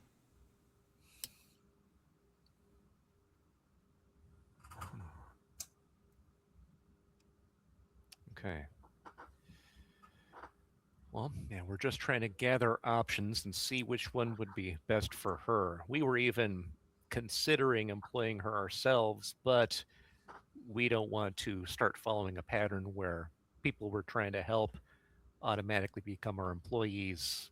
That could get out of hand, as I'm sure you could imagine. She says, oh, yeah, no, I completely understand. Once that word starts getting around, some of these people, for better or worse, they come around with their hands out. Right. Yeah, I came to you because she's already a cantina waitress, and I figured, No, I completely understand, and I appreciate the thought. Well, here's the thing: they don't have to have full-time employment to be to be sponsored. That's not it's not in legal rules. It just says they have to be employed. Okay. She says, if you can figure out, a way to get her a place or something, I could probably put her on for part-time. I want to do some calculations and figure out what part-time pay would get her in housing around here. Even if we covered like the first 3 months in the deposit or whatever. Well, it wouldn't. Yeah. Yeah. But if you, like, using that example, if you did cover for the first like 3 months or something, that at least gives her a chance to find like another job, on top of it, or maybe even do odds and ends for you guys while working just several doors down at the cantina. I'll say that to these guys. Yeah. Okay. That could work. Still be 2 jobs, but 2 much better paying jobs in a better area. And she successfully immigrates. Okay. Well, I'm thinking a part-time job here probably pays what a nearly full-time job pays in there. Right. But it would have to be enough to actually pay for housing that's here rather than there, which right.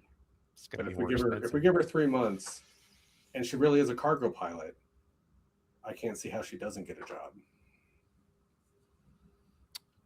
Fair point. Fair point. She's a very studious worker. Clearly, she's very dedicated. I mean, she's working 2 jobs now. I think she's got the drive to, make money. She's not living off the system. I agree. Or various other ways she could have not pulled her weight. She's trying to do it. I just think she needs the out. Okay. Well, Akamino, thank you. We'll get back to you if we figure something out. Appreciate your time. Of course. Yeah. Anytime. And, even if it doesn't work out, why don't you all come by for a drink sometime? We'll make it on me. Sounds great. Let's go back to the shop. Okay. And then who is going elsewhere? It's Nasara and Saris headed to the ship to communicate with Toronar. Okay. So you two pop back over to the drowning Minok.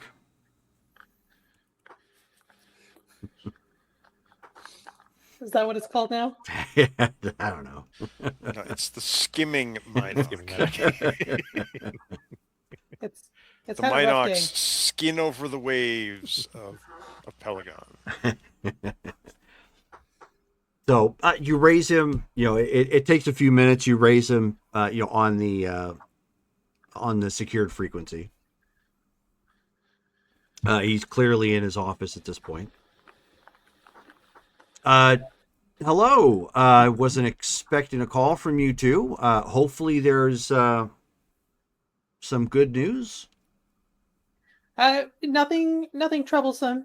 We just thought we'd check in with some possible solutions.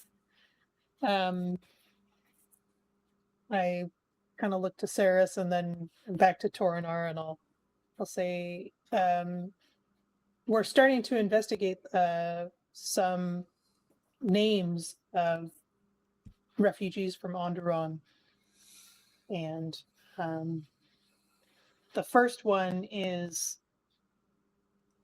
caught up in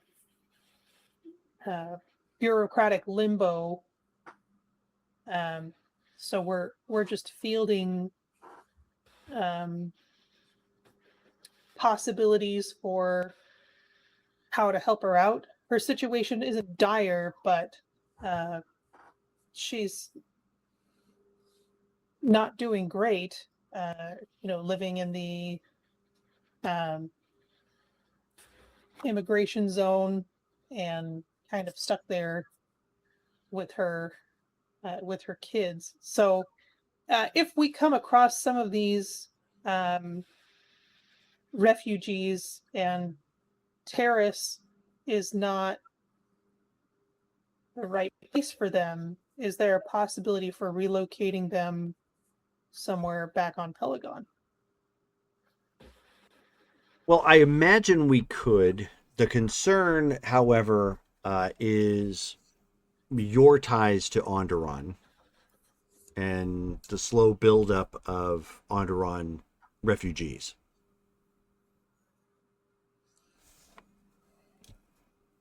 What are the implications? Well, initially, nothing too terrible or different than what we're already doing. The problem arises when we're trying to help others defect from another regime, and it might start giving House Merced some ideas. House Mercetti? Mm-hmm. So it's tipping the apple cart, as it were. At least to unsafe levels. Normally, I wouldn't be opposed because we could probably find other job programs like the ones that you're familiar with that I have. But the concern here is that we want to help, but keep them at arm's length for the time being. Keep it from being too public or too official. Correct. But also there's the benefit that if you're able to help these individuals and perhaps settle them into Terrace, that's another potential pocket for assistance that isn't directly located here on Pelagon. So rather than using our resources to help, in addition to, or maybe indirectly using our resources to help them, then they could become a resource to help us in the future. Correct. And not be so obviously tied to us. Okay.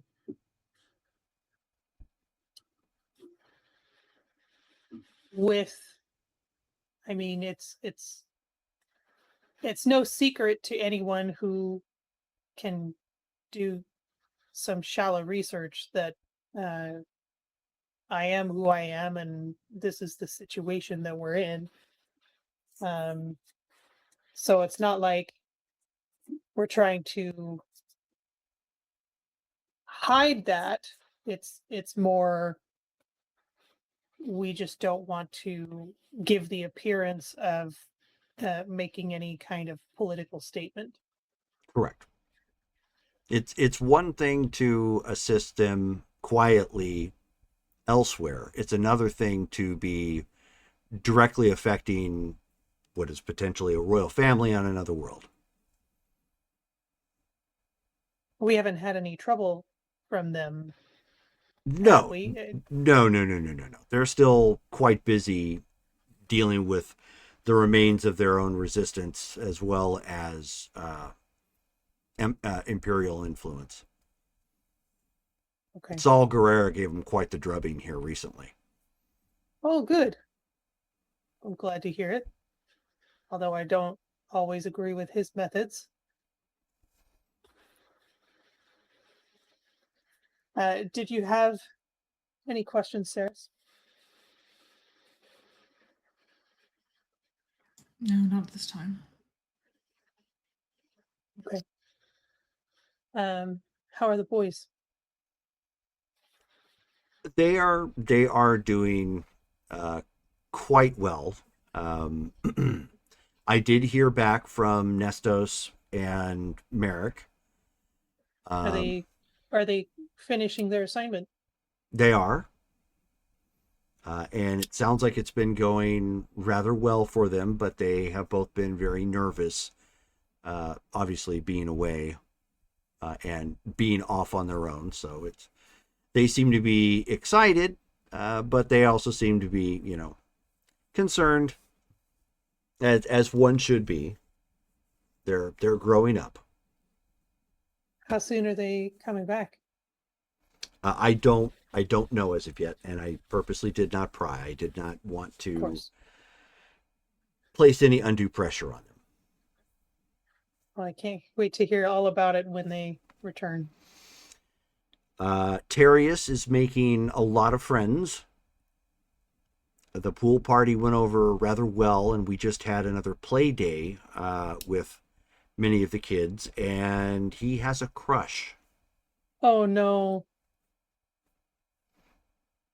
Who is it? It's what family? They're with one of our allies, so there's nothing to worry about there. Well, at least that's something. But she's a human, and she's 2 years older than he is. And boy! He felt that was a big deal and very mature of himself. Well, maybe that will motivate him to be a little more mature himself. I think so. Hurt. He's taken up botany. Make of that what you will. Hey. Interesting. All right. Well, I'll let you get back to work. See you when I see you. Okay. Take care. So we'll sign off and then go back to HQ. Okay.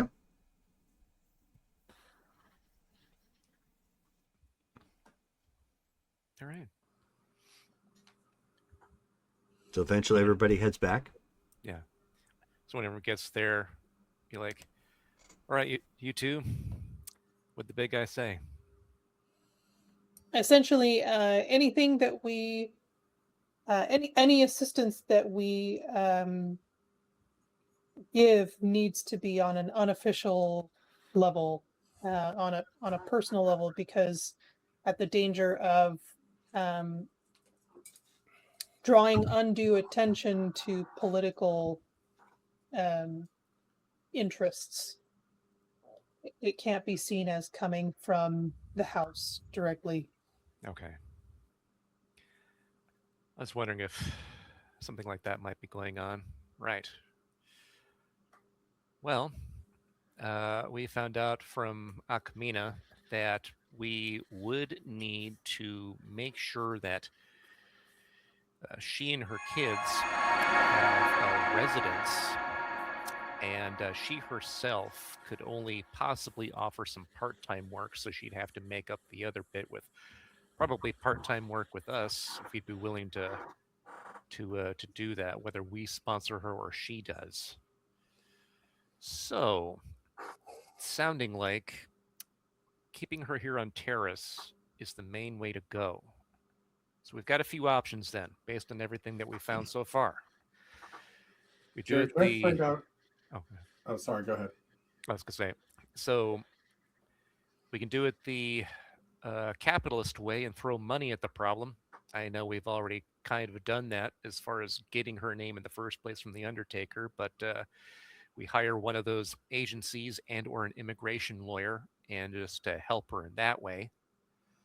Or we do the employer sponsorship option, whether we're doing that primarily or Akamina is, and then we help her with finding a residence here, maybe get a few months of that going for her so that she can pick up the tab once she gathers funds from working.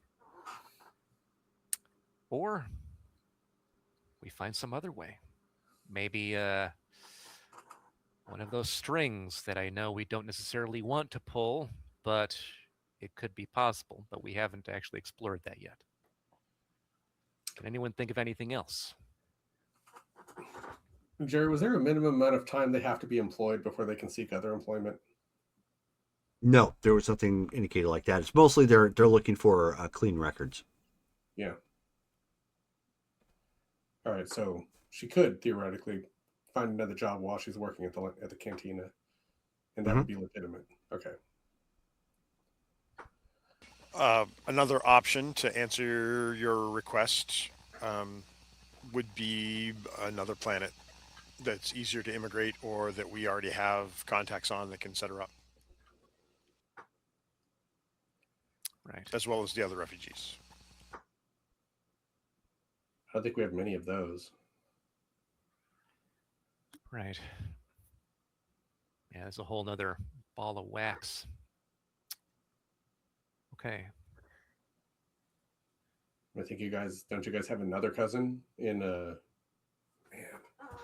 forgot the name of that planet. It's like the second one we went to. Mm-hmm.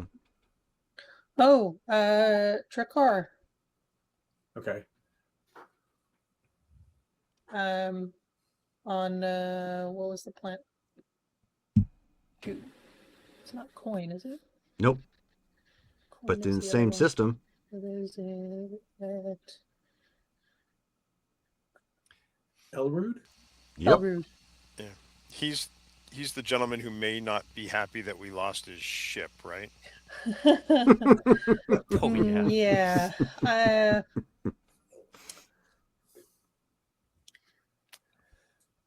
But you know what? He's been dating my sister-in-law, and that, I mean, my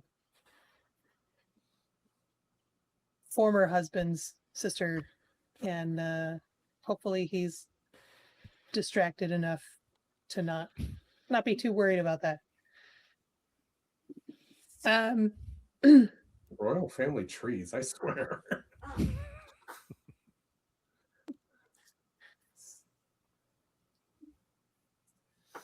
Brothers, cousins, former. Right. Right.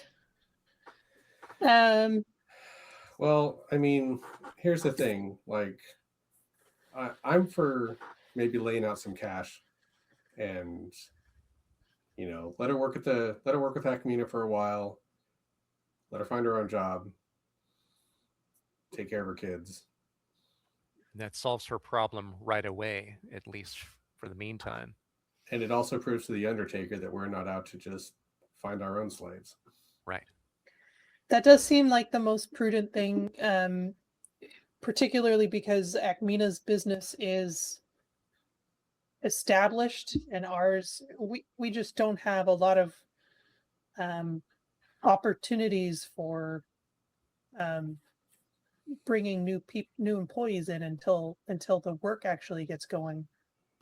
I mean, I feel like it's also a little like it's not going to seem weird because she's a waitress now if she goes on to become a waitress, Right.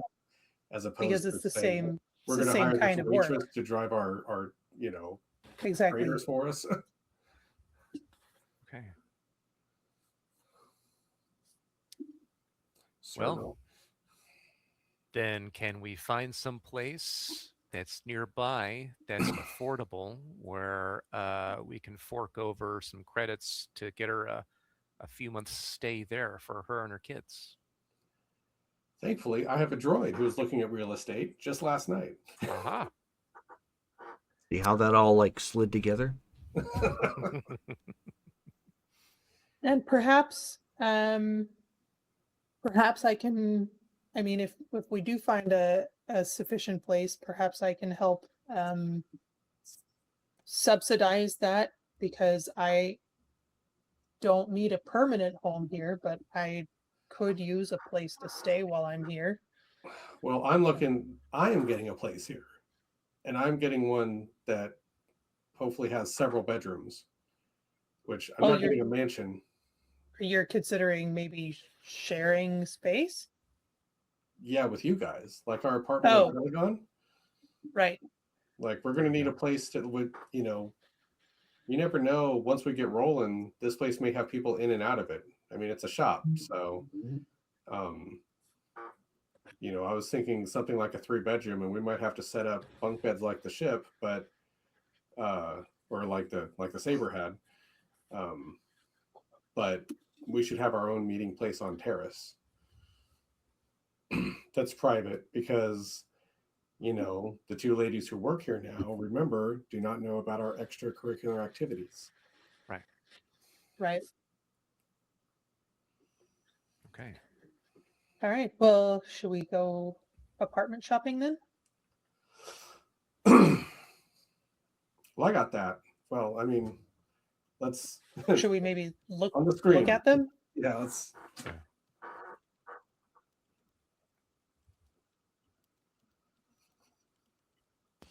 I'm figuring that's something we do in downtime. What if we Off screen. purchased an apartment complex? Oh, look at Mr. Fancy Pants. He is a noble. I know. Not outside the range of throwing a little cash around just for Well, but status. it's not just that. It's that we have. That we were could talking- be another business aspect. That's the point. Is that Yeah, I like that. it's another job that our crew can take income from that doesn't involve my skill set. And that perhaps we could put people to work at. True. And additionally house them, because it's not uncommon for people who work for a complex or who are the managers or whatnot to live on premises too. Yeah, exactly. All right, Montan, add that to T4's docket. Any available multi-unit complexes that are up for sale. Well, we'll do that. Okay. Let's do this here then.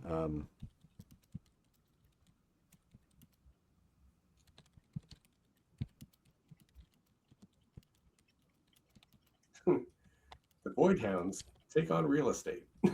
I know, right? Yeah. In game 14, Void Hounds, real estate agents, Landlords. landlords.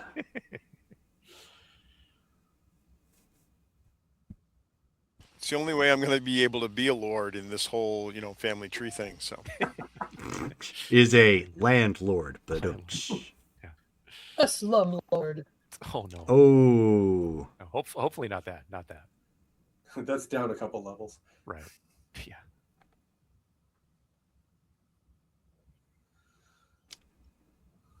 okay. So obviously I've got, you can look those up later if you want. I can post those up in the chat.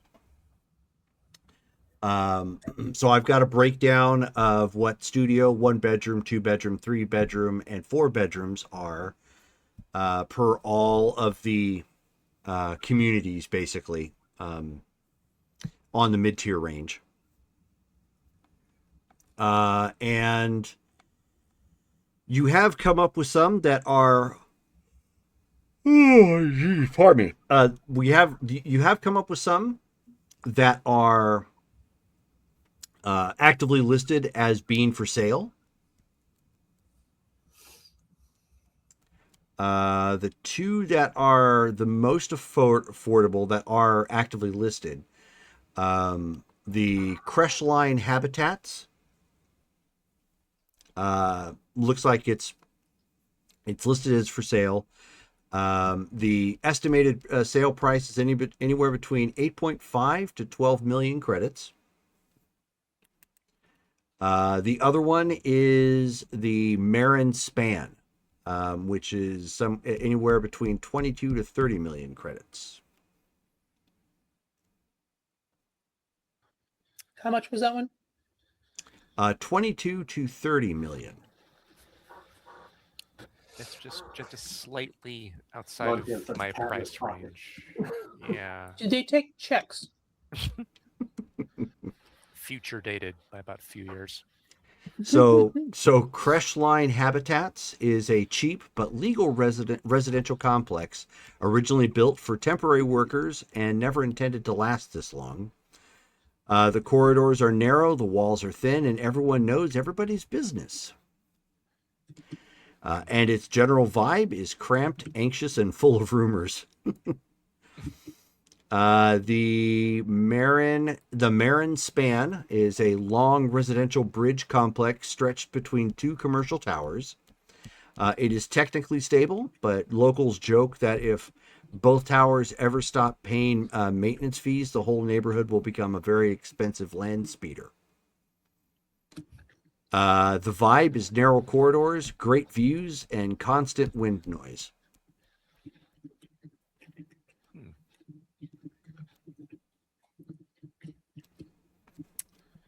Do they have anything that's not falling apart? Oh, I guess this is the wrong planet. That's for sale? Absolutely.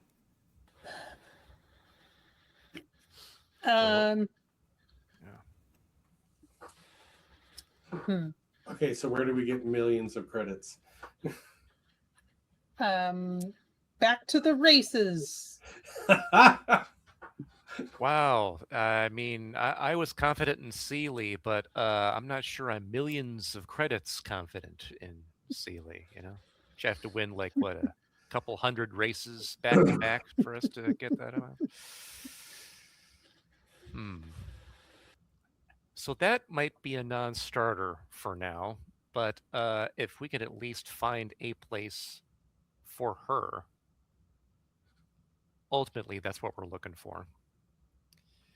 Unless we're willing to take on a gigantic loan somebody's willing to offer us, but that's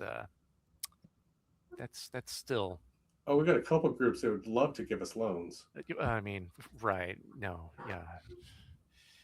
Rather not go that route unless it was absolutely necessary, which I don't think it is. So, all right. But it could be.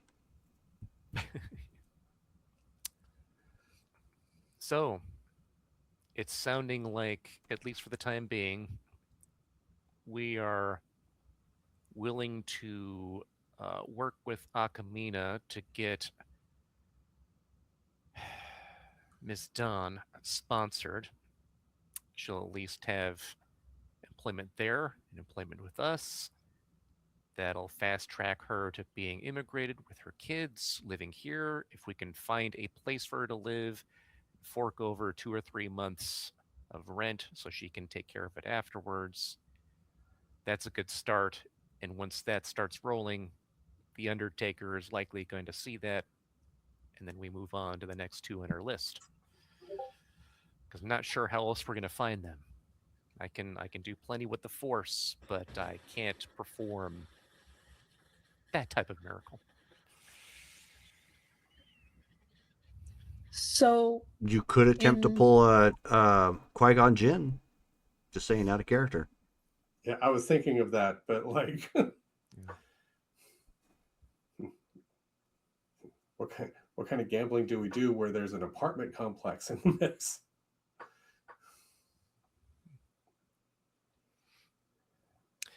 Do we is there contact information on those 2 places for Like for an actual real estate agent? Yes. Okay. what about that shipwreck that you mentioned seeing when you first got here? Is there something we can do with that? The capital ship? Yeah, that. No, not for this. I mean, as far as selling parts or something. Oh no! Is there anything in there that could get us some? We hefty haven't sum? really explored it yet. It's in a it's in a vertical placement, so decks that you would walk on are actually walls. So it hasn't been easy to traverse. So we haven't Okay. really got into the full exploration of it yet. That makes But sense. that is one of our goals, and we thought we could pull spare parts and vintage equipment out of it. Yeah, the general plan was to use pieces from that ship to start our business. I wonder how much we could sell that for, and who'd be willing to pay top dollar for it. Does anyone here think that'd be in the millions of credits? It is a capital ship, an ancient Sure. one, but still. But did we want to give up our main source of technological resources in order to have an apartment building? That's What the if we thing. build the capital ship into a series of apartments? It's on the ground with the rat ghouls. Yeah. Cheap rent. Oh It's really boy, cheap. that's It's a steal. you weren't kidding when you were talking about slumlording it. Oh my goodness. Good luck going out for groceries. Nassar is basically trying to set up a new housing complex in the middle of the Serengeti. It's like, it'll be great. Wonderful Here, views. kitty, Peace and quiet. Just remember, Rustic atmosphere. and just remember to say psst to the wildlife occasionally. It'll be great. Yeah, not the Serengeti. This is more like setting up an apartment complex in the middle of Dune. Yeah, Arrakis. Yeah. Okay. Well, Walk without rhythm to the bus, kids.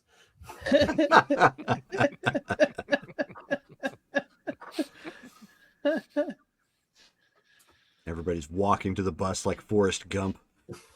I mean, if they don't, then they'll get to school a whole lot faster. okay. Okay, so Jerome, how big were those complexes?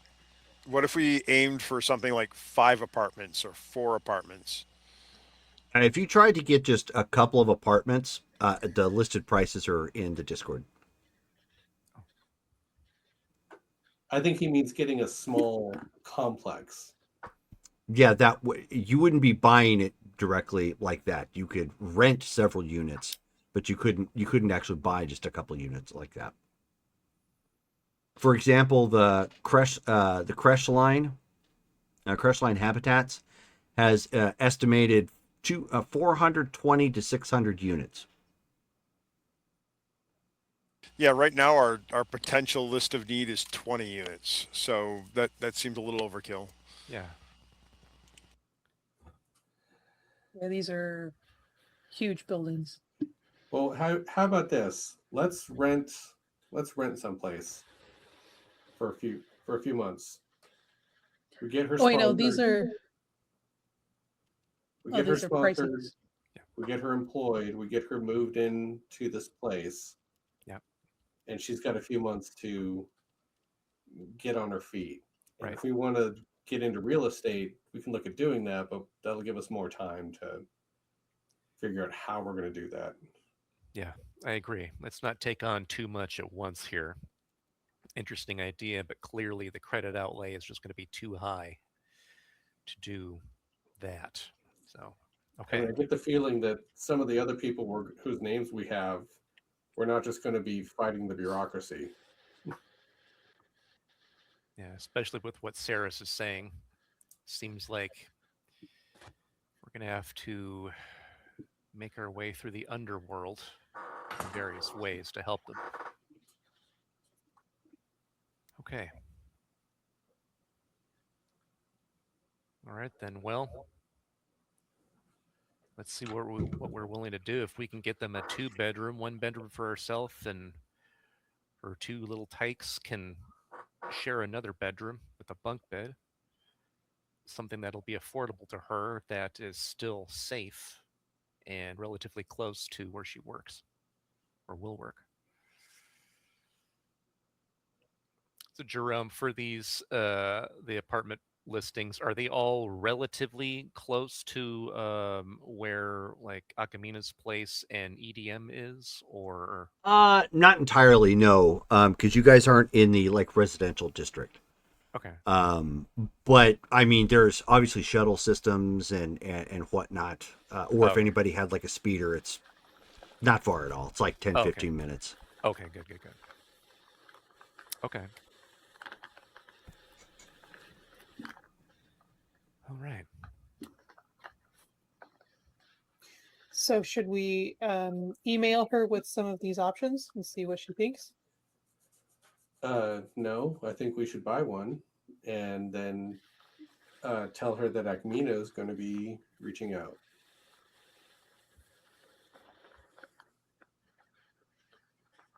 This isn't like we're not real estate agents. Right. We're doing her a huge favor. Let's get her an apartment. She can take what we get her.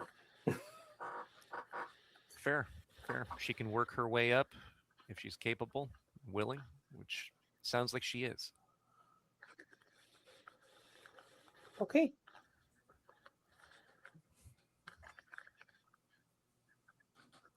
We can do that. All right, so let's, we'll pick one. Say the Ashwater for $850 a month. Yeah, there you go. So that's $240, $25.50, 3 months rent. Okay. Yeah. Okay. So I got that. I'll pay it. So go ahead and like mark that down.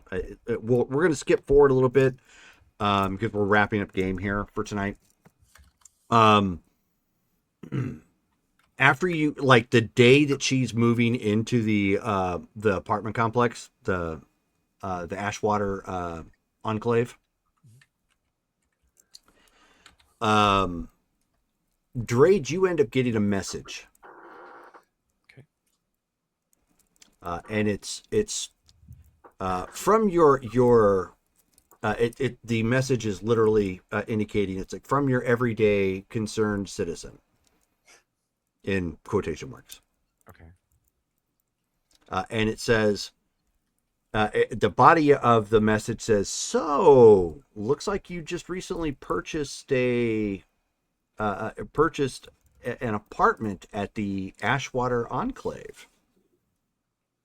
Interested in any of the scoops going on there? Can I tell where this message is coming from? Who sent it?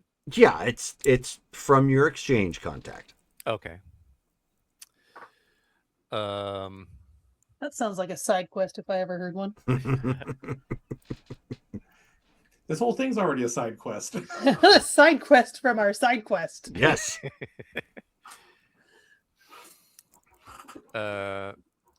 So I respond with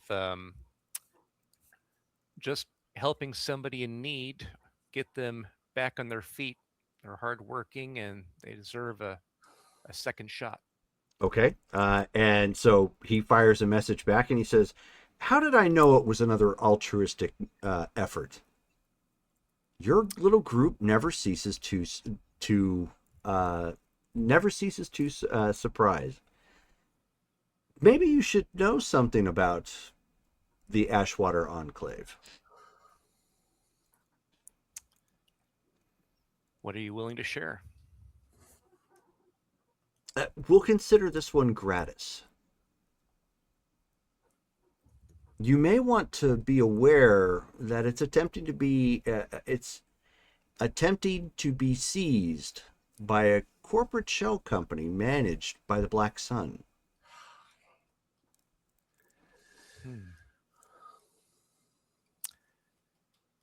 Sounds like might need to pay them a visit. Have a quick chat or two. Or capitalize on what they are unaware of.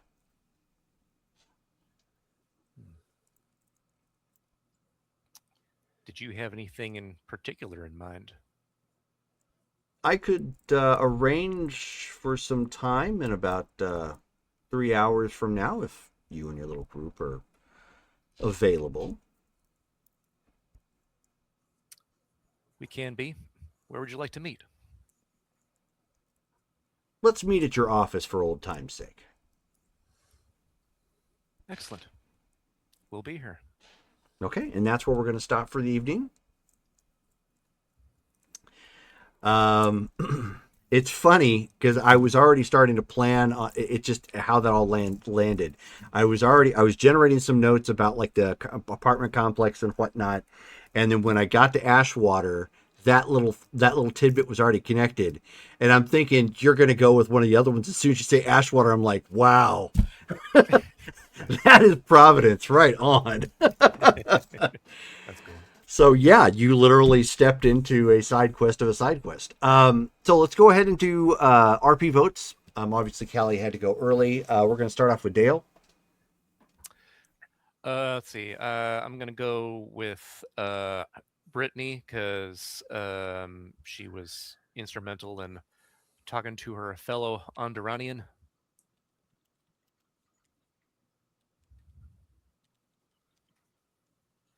Okie doke. Brittany. I'm gonna go with Mike. He had some good plans.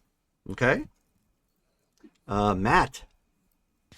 I'm also going to go with Mike. I really liked his pivot to Acmina for the employment. Yeah, that was a good idea. Pivot. That leaves it back to Mike. Well, I was going to go with Callie because I started to grill her on her mission, and I like that role play. Okay. So Mike, you end up winning the RP vote. Go ahead and put down 2 additional character points on your character sheet.